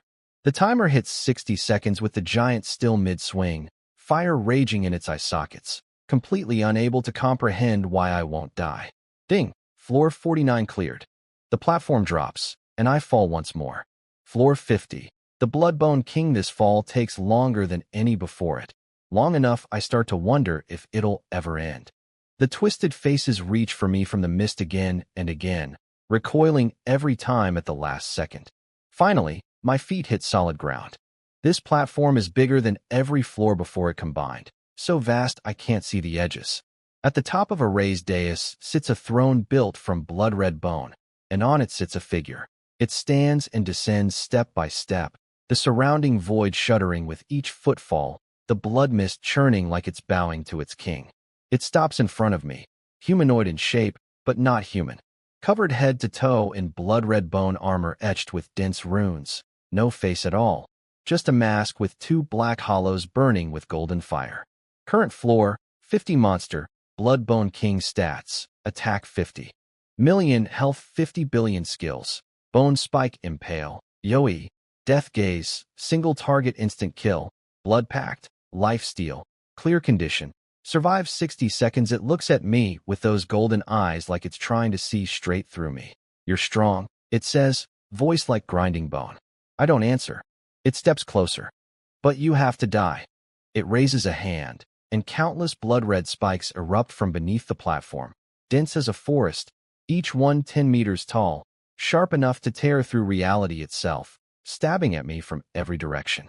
Minus 50 million, minus 50 million, minus 50 million, each hit. My whole body shudders under the impact. But with 31 trillion health and 465 billion healed every second, it still isn't enough to matter. The king pauses, surprised. It raises its other hand, and its golden eyes flare bright. Death gaze activates. A beam of gold light shoots from its eyes straight at me. My body locks up for a split second, something cold and wrong tugging at me, like it's trying to pull my soul right out of my body. Then it's gone. Death gaze. Target's health exceeds threshold. Effect failed. The king freezes. It looks down at its own hand, then back at me. For the first time, something other than menace shows in those golden eyes. Confusion. Maybe fear. It can't kill me, can't hurt me, and its instant death skill just bounced off. Every attack that should one-shot someone at my level is landing on me like nothing at all. 60 seconds pass. I don't have a single mark on me. The king stands across from me, trembling. Ding, floor 50 cleared. Congratulations, you've earned a reward choice. Choose one option. 1. Exit now and claim the reward matching your current floor. 2. Continue to floor 51. After each floor cleared, you may choose to continue or exit with that floor's reward. I stare at the choice for less than a second. Continue. The platform drops, and I fall again. Floors 51 through 89, this time, everything changes. Starting from floor 51, it's no longer waves of regular monsters, it's guardians. One per floor, but each one alone is scarier than every monster from every floor before it combined. Floor 51's guardian, a blood armor warrior, 80 million attack, 80 billion health, wielding a giant sword that hits for 80 million per swing. I let it swing at me for 60 seconds. It manages 40 swings before the reflect kills it on its own. Floor 52, a Bloodwing Witch, 100 million attack, 100 billion health, flying and teleporting, and casting AoE magic 10 times a second at 100 million each. I let her hit me the whole 60 seconds. She runs out of mana at the 50-second mark and falls out of the sky, dead. Floor 53, 54, 55. Every guardian is stronger than the last. Higher attack, weirder skills, some drain life, some bypass defense, some try instant kills, some try crowd control. None of it matters to me. I just stand there and let them hit me, then watch the reflect tear them apart. By floor 60, the guardian's attack is up to 500 million. By 70, it's 5 billion. By 80, 50 billion. By 85, 500 billion. My health is 31 trillion. A 500 billion punch could kill me in 6 hits. But none of them ever land 6 hits, because my reflect is at 100% now. Every hit they land on me, they take the exact same damage back. Most of these guardians don't have anywhere near 31 trillion health themselves, so 2 or 3 hits, and they're already dead, usually staring at me with a look like, "What the hell even are you?" right before they go.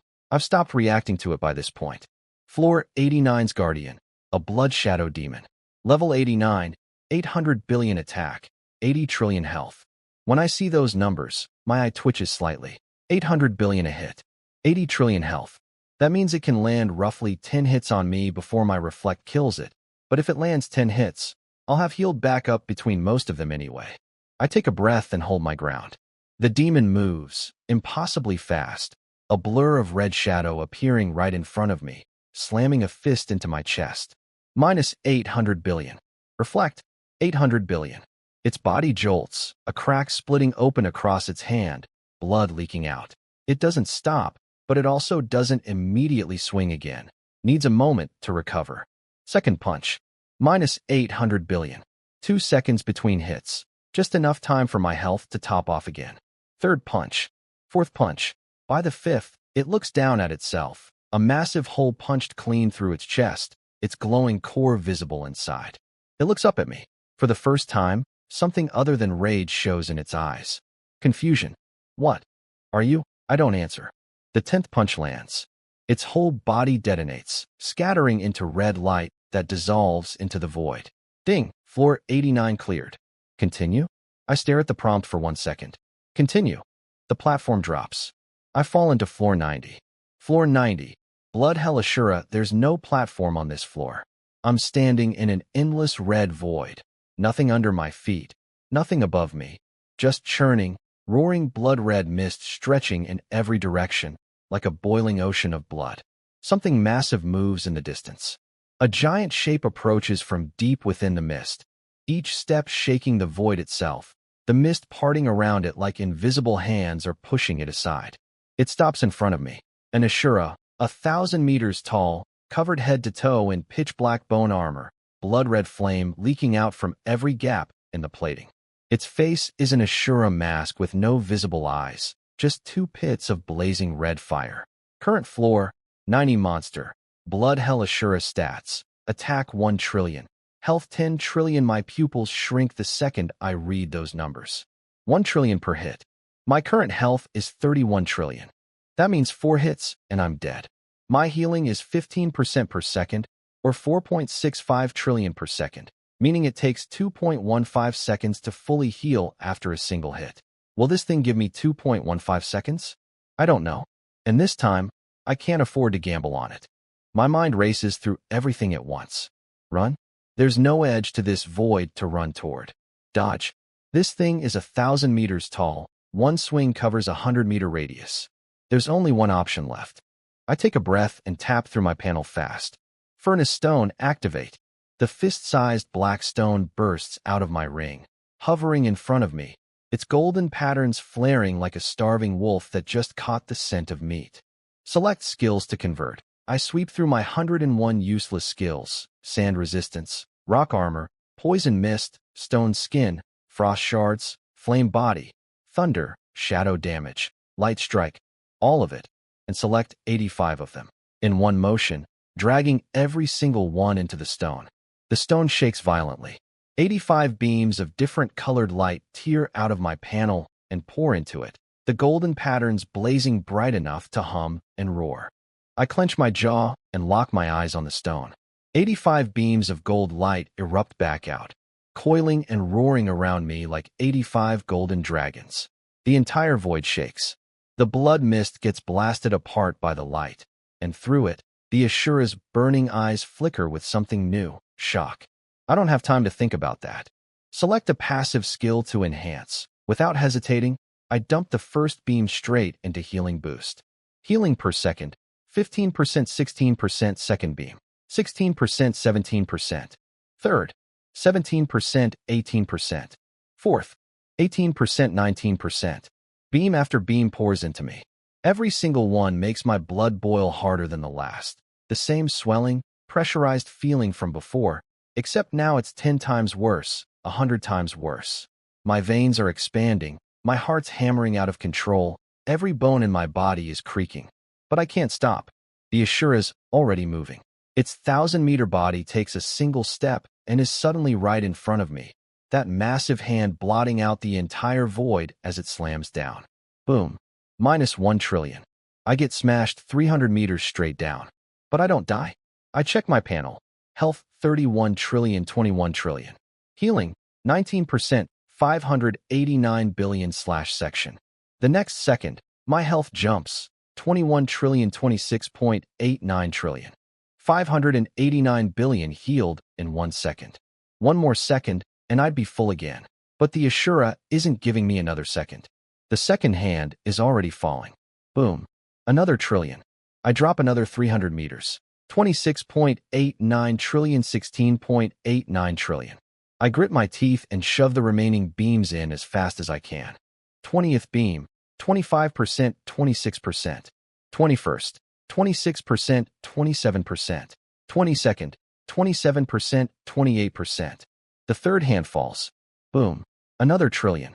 16.89 trillion, 6.89 trillion. My health is bottoming out. One more hit, and I'm dead. My eyes go red. I dump every remaining beam at once. Beams 31 through 60 push me from 48% to 78%. Beams 61 through 85 push me straight to 100%. Boom. The instant the last beam lands, it's like I've been set on fire. My blood boils to its absolute limit, every drop burning, my heart slamming hard enough to feel like it'll burst out of my chest. My skin glows an eerie gold red, like heated iron. The panel finally updates. Passive 1. Healing boost, health tier, enhancement successful. New effect. Heals 100% of max health per second. 100% healing every single second. That means as long as I have even 1 drop of blood left, I'll be at full health 1 second later. I look up. The Ashura's fourth hand is already falling, carrying enough force to end the world, covering the entire void. There's nowhere to dodge, nowhere to hide. I don't try to dodge. I just stand there, head tilted back, watching the massive hand come down. Boom. It lands square on me. -1 trillion. But half a second before impact, passive 1 triggers. Heal 100% of max health per second. Current health, 31 trillion. Full health. I'm standing in the void, the gold-red light still flickering off my skin, looking up at the giant hand still pressed against me. The Ashura freezes. It looks down at the human under its palm, the same human that was nearly dead a heartbeat ago. How is he suddenly back to full health? It doesn't believe it. It raises its hand again and slams down a second time. Boom. -1 trillion. The next instant, passive 1 triggers. Heal 100%. Current health, 31 trillion. Full health again. The Ashura completely loses it. For the first time, something distinctly human flickers in those burning eyes. Fear. It's lived for tens of thousands of years, fought countless battles, killed countless opponents. But it's never seen anything like this. Can't be killed. Worse. The instant it's about to kill me, I just come back. And come back at full health every single time. I'm standing in the void on floor 90. The fifth slam comes down. Boom. Another trillion damage. I don't even blink. The next instant, passive 1 triggers. Heal 100% of max health. Current health, 31 trillion. Full health. For the first time, something genuinely human flickers in the Ashura's burning eyes. Fear. This thing's lived for thousands of years, fought countless battles, killed countless opponents, and it's never seen anything like me. Can't be killed isn't even the right description anymore. It's that every single time it hits, I just come right back, full health, instantly. It looks down at itself. The crack in its chest, opened by the reflect, has spread wide enough now that I can see its glowing core pulsing inside. 5 hits landed, 5 trillion in reflect damage absorbed. Out of 10 trillion total health, it's already down to half. It hesitates, 10,000 years old, and for the first time, it doesn't know if it should keep going. But the rules don't let it stop. It has to attack, has to try to kill me. If it doesn't, it's the one who dies instead. It roars and slams a 6th time. Boom. Another trillion. My health dips, then snaps right back full. Its own health drops again. 7th slam. 8th. 9th. By now, its chest has split wide open, the pulsing core barely hanging on, looking like it could fall out any second. It looks down at me. I haven't moved an inch this whole time, eyes calm as still water. It finally understands. It's not losing because I'm stronger. It's losing because of the rules trapping it here. If there were no rule forcing it to keep attacking, it would have just run by now. 10th slam. Boom. That's the one that finally breaks it. Cracks spread across its entire 1,000-meter body like a spider web, bone plating crumbling off piece by piece, the red flames sputtering out one by one. It looks down at me one last time. No hatred left in its eyes, no resentment. Just relief. You win. Boom. Its body detonates, scattering into countless points of red light that dissolve into the void. Ding. Floor 90 cleared. Continue? I take a breath. Continue. Floors 91 through 99. Each floor is another Ashura. Attack climbing steadily.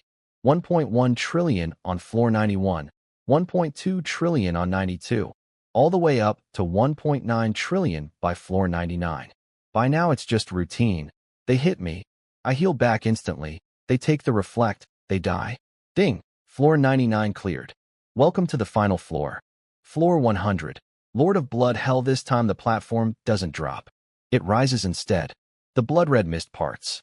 The twisted faces disappear. The endless void reshapes itself into a massive palace. So tall I can't see the ceiling. So wide I can't see the wall's edges. Every surface carved with reliefs. Of war. Humans, monsters, Ashuras, countless unrecognizable beings locked in combat, bleeding, dying. At the center stands a raised platform, and on it, a throne made of blood-red bone that still pulses like it's alive. Sitting on the throne is a figure. Not really a person, but a humanoid shape built entirely from dense, interlocking blood-red bones, faceless, like a statue made of skeleton. It stands. The entire palace shakes. It descends step by step, each footfall cracking the floor open, dark red light, and suffocating pressure pouring out of every crack. It stops in front of me, 100 meters tall, like a small mountain, looking down at me with hollow, empty eye sockets.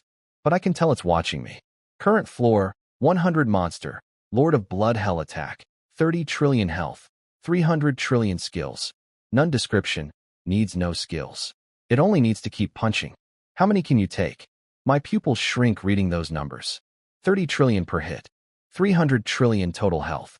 That means a single hit from it costs me a full second to heal back from. And to kill it through reflect damage alone, I'd need to take 100 hits. 100 punches. I take a breath and look up at the 100-meter bone giant. It looks back at me. We hold the silence for 3 seconds. Then it moves. It raises its massive bone hand and slams down. Boom. Minus 30 trillion. I get driven 3 meters into the ground. But my health snaps right back full instantly. Passive 1 triggers. Heal 100%. I look up at it. It looks down at its own hand. A small crack has appeared. It doesn't stop. Second punch. Boom. Another 30 trillion. I sink 3 more meters, heal right back. Another crack spreads across its hand. Third punch. Fourth. Fifth. By the 10th, its hand is half shattered. It doesn't stop. By the 20th, its wrist is cracked through. 30th, its forearm. 40th, the elbow joint shatters completely. 50th, the whole arm snaps in half and crumbles to dust on the ground. It looks down at the stump where its arm used to be, then raises its other hand and keeps going. 51st punch. 60th. 70th. 80th. By the 81st, its second arm goes too. It's standing there now with no arms left at all. So it switches to its legs, stomping down instead. 82nd. 83rd. 84th. All the way to 99th. By now its entire body is in ruins. Chunks of bone crumbling away constantly. A massive hole blown through its chest where I can see its blood-red core pulsing wildly. It looks down at me. For the first time, something other than rage or fear shows in its empty eye sockets. Pure confusion. You? Why? Won't you die? I climb out of the latest crater and stand up straight. This thing's lived for 100,000 years, seen countless challengers come through here. But never anyone like me. Someone who just stands there and lets it hit, then kills it purely through reflect damage. 100 punches.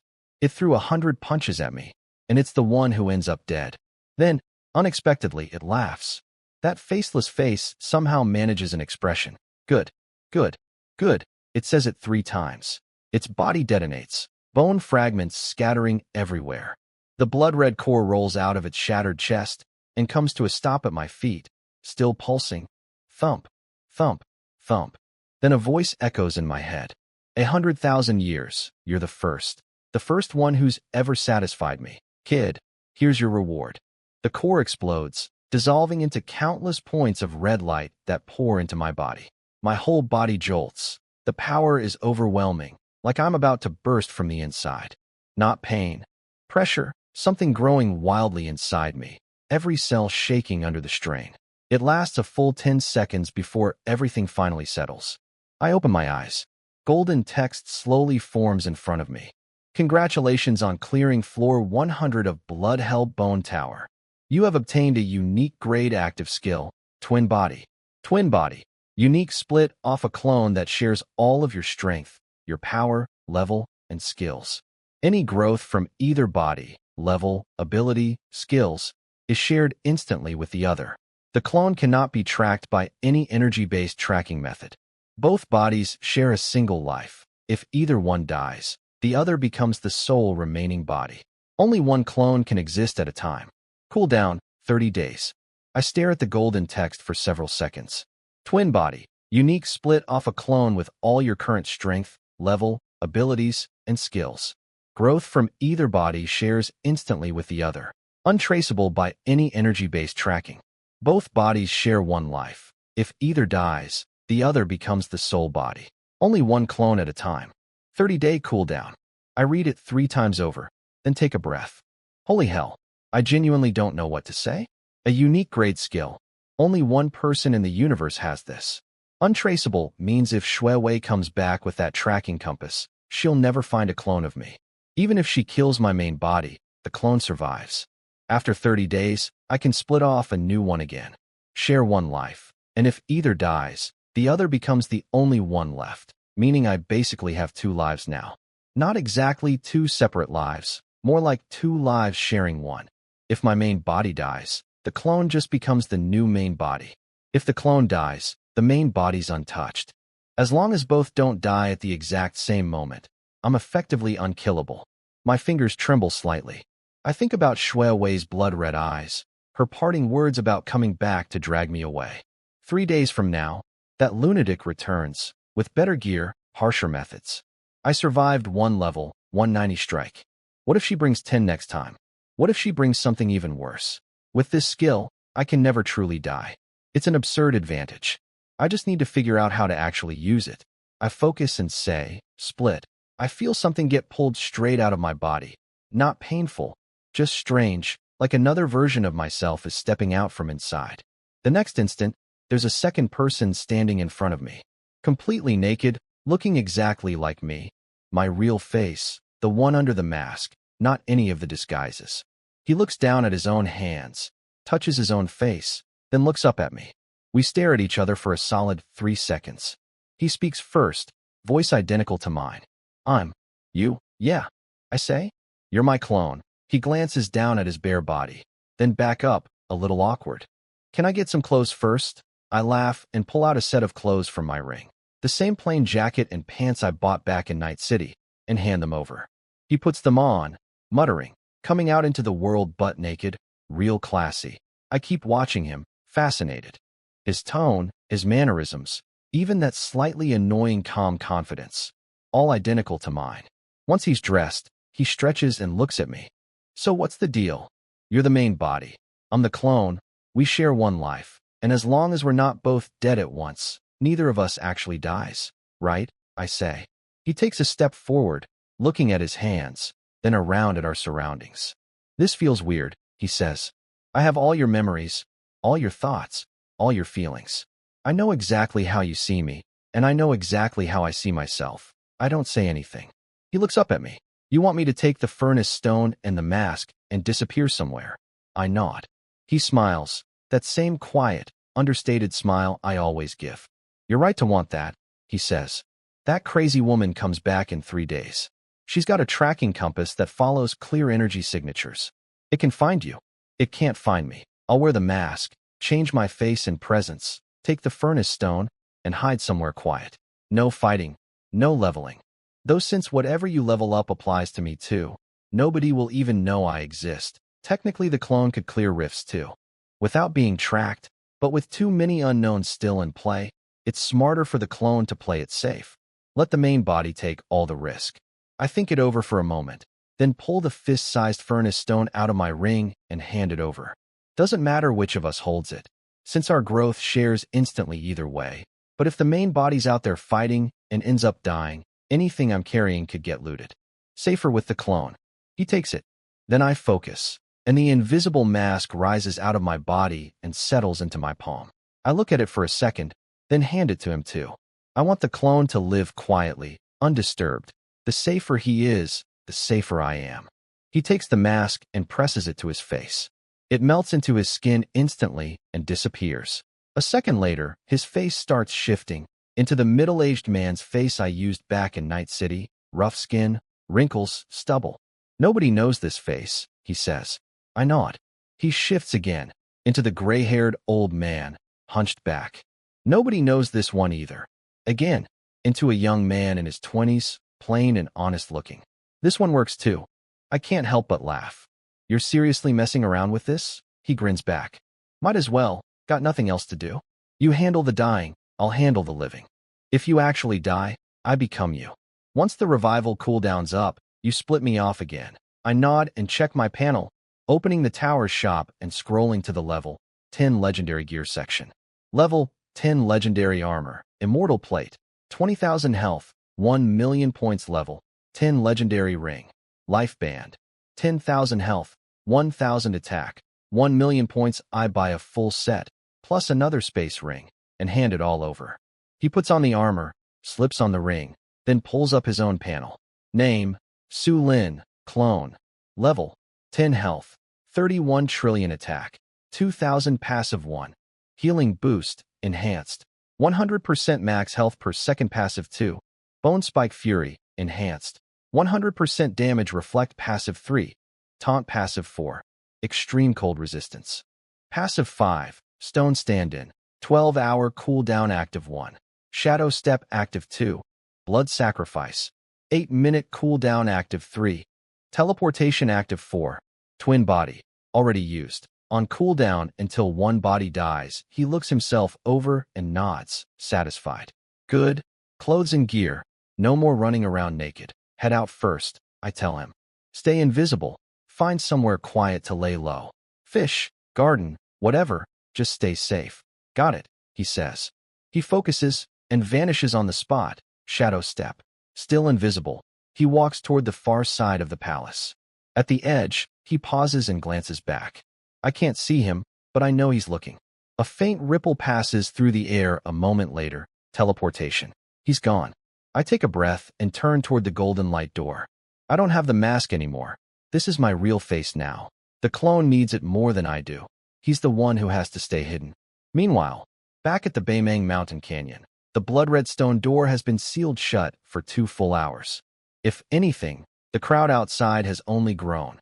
Reporters fighting for camera angles, family spies clustered together watching the door, military forming a wall across the canyon entrance, association members standing at the front with equipment ready to record anything that happens.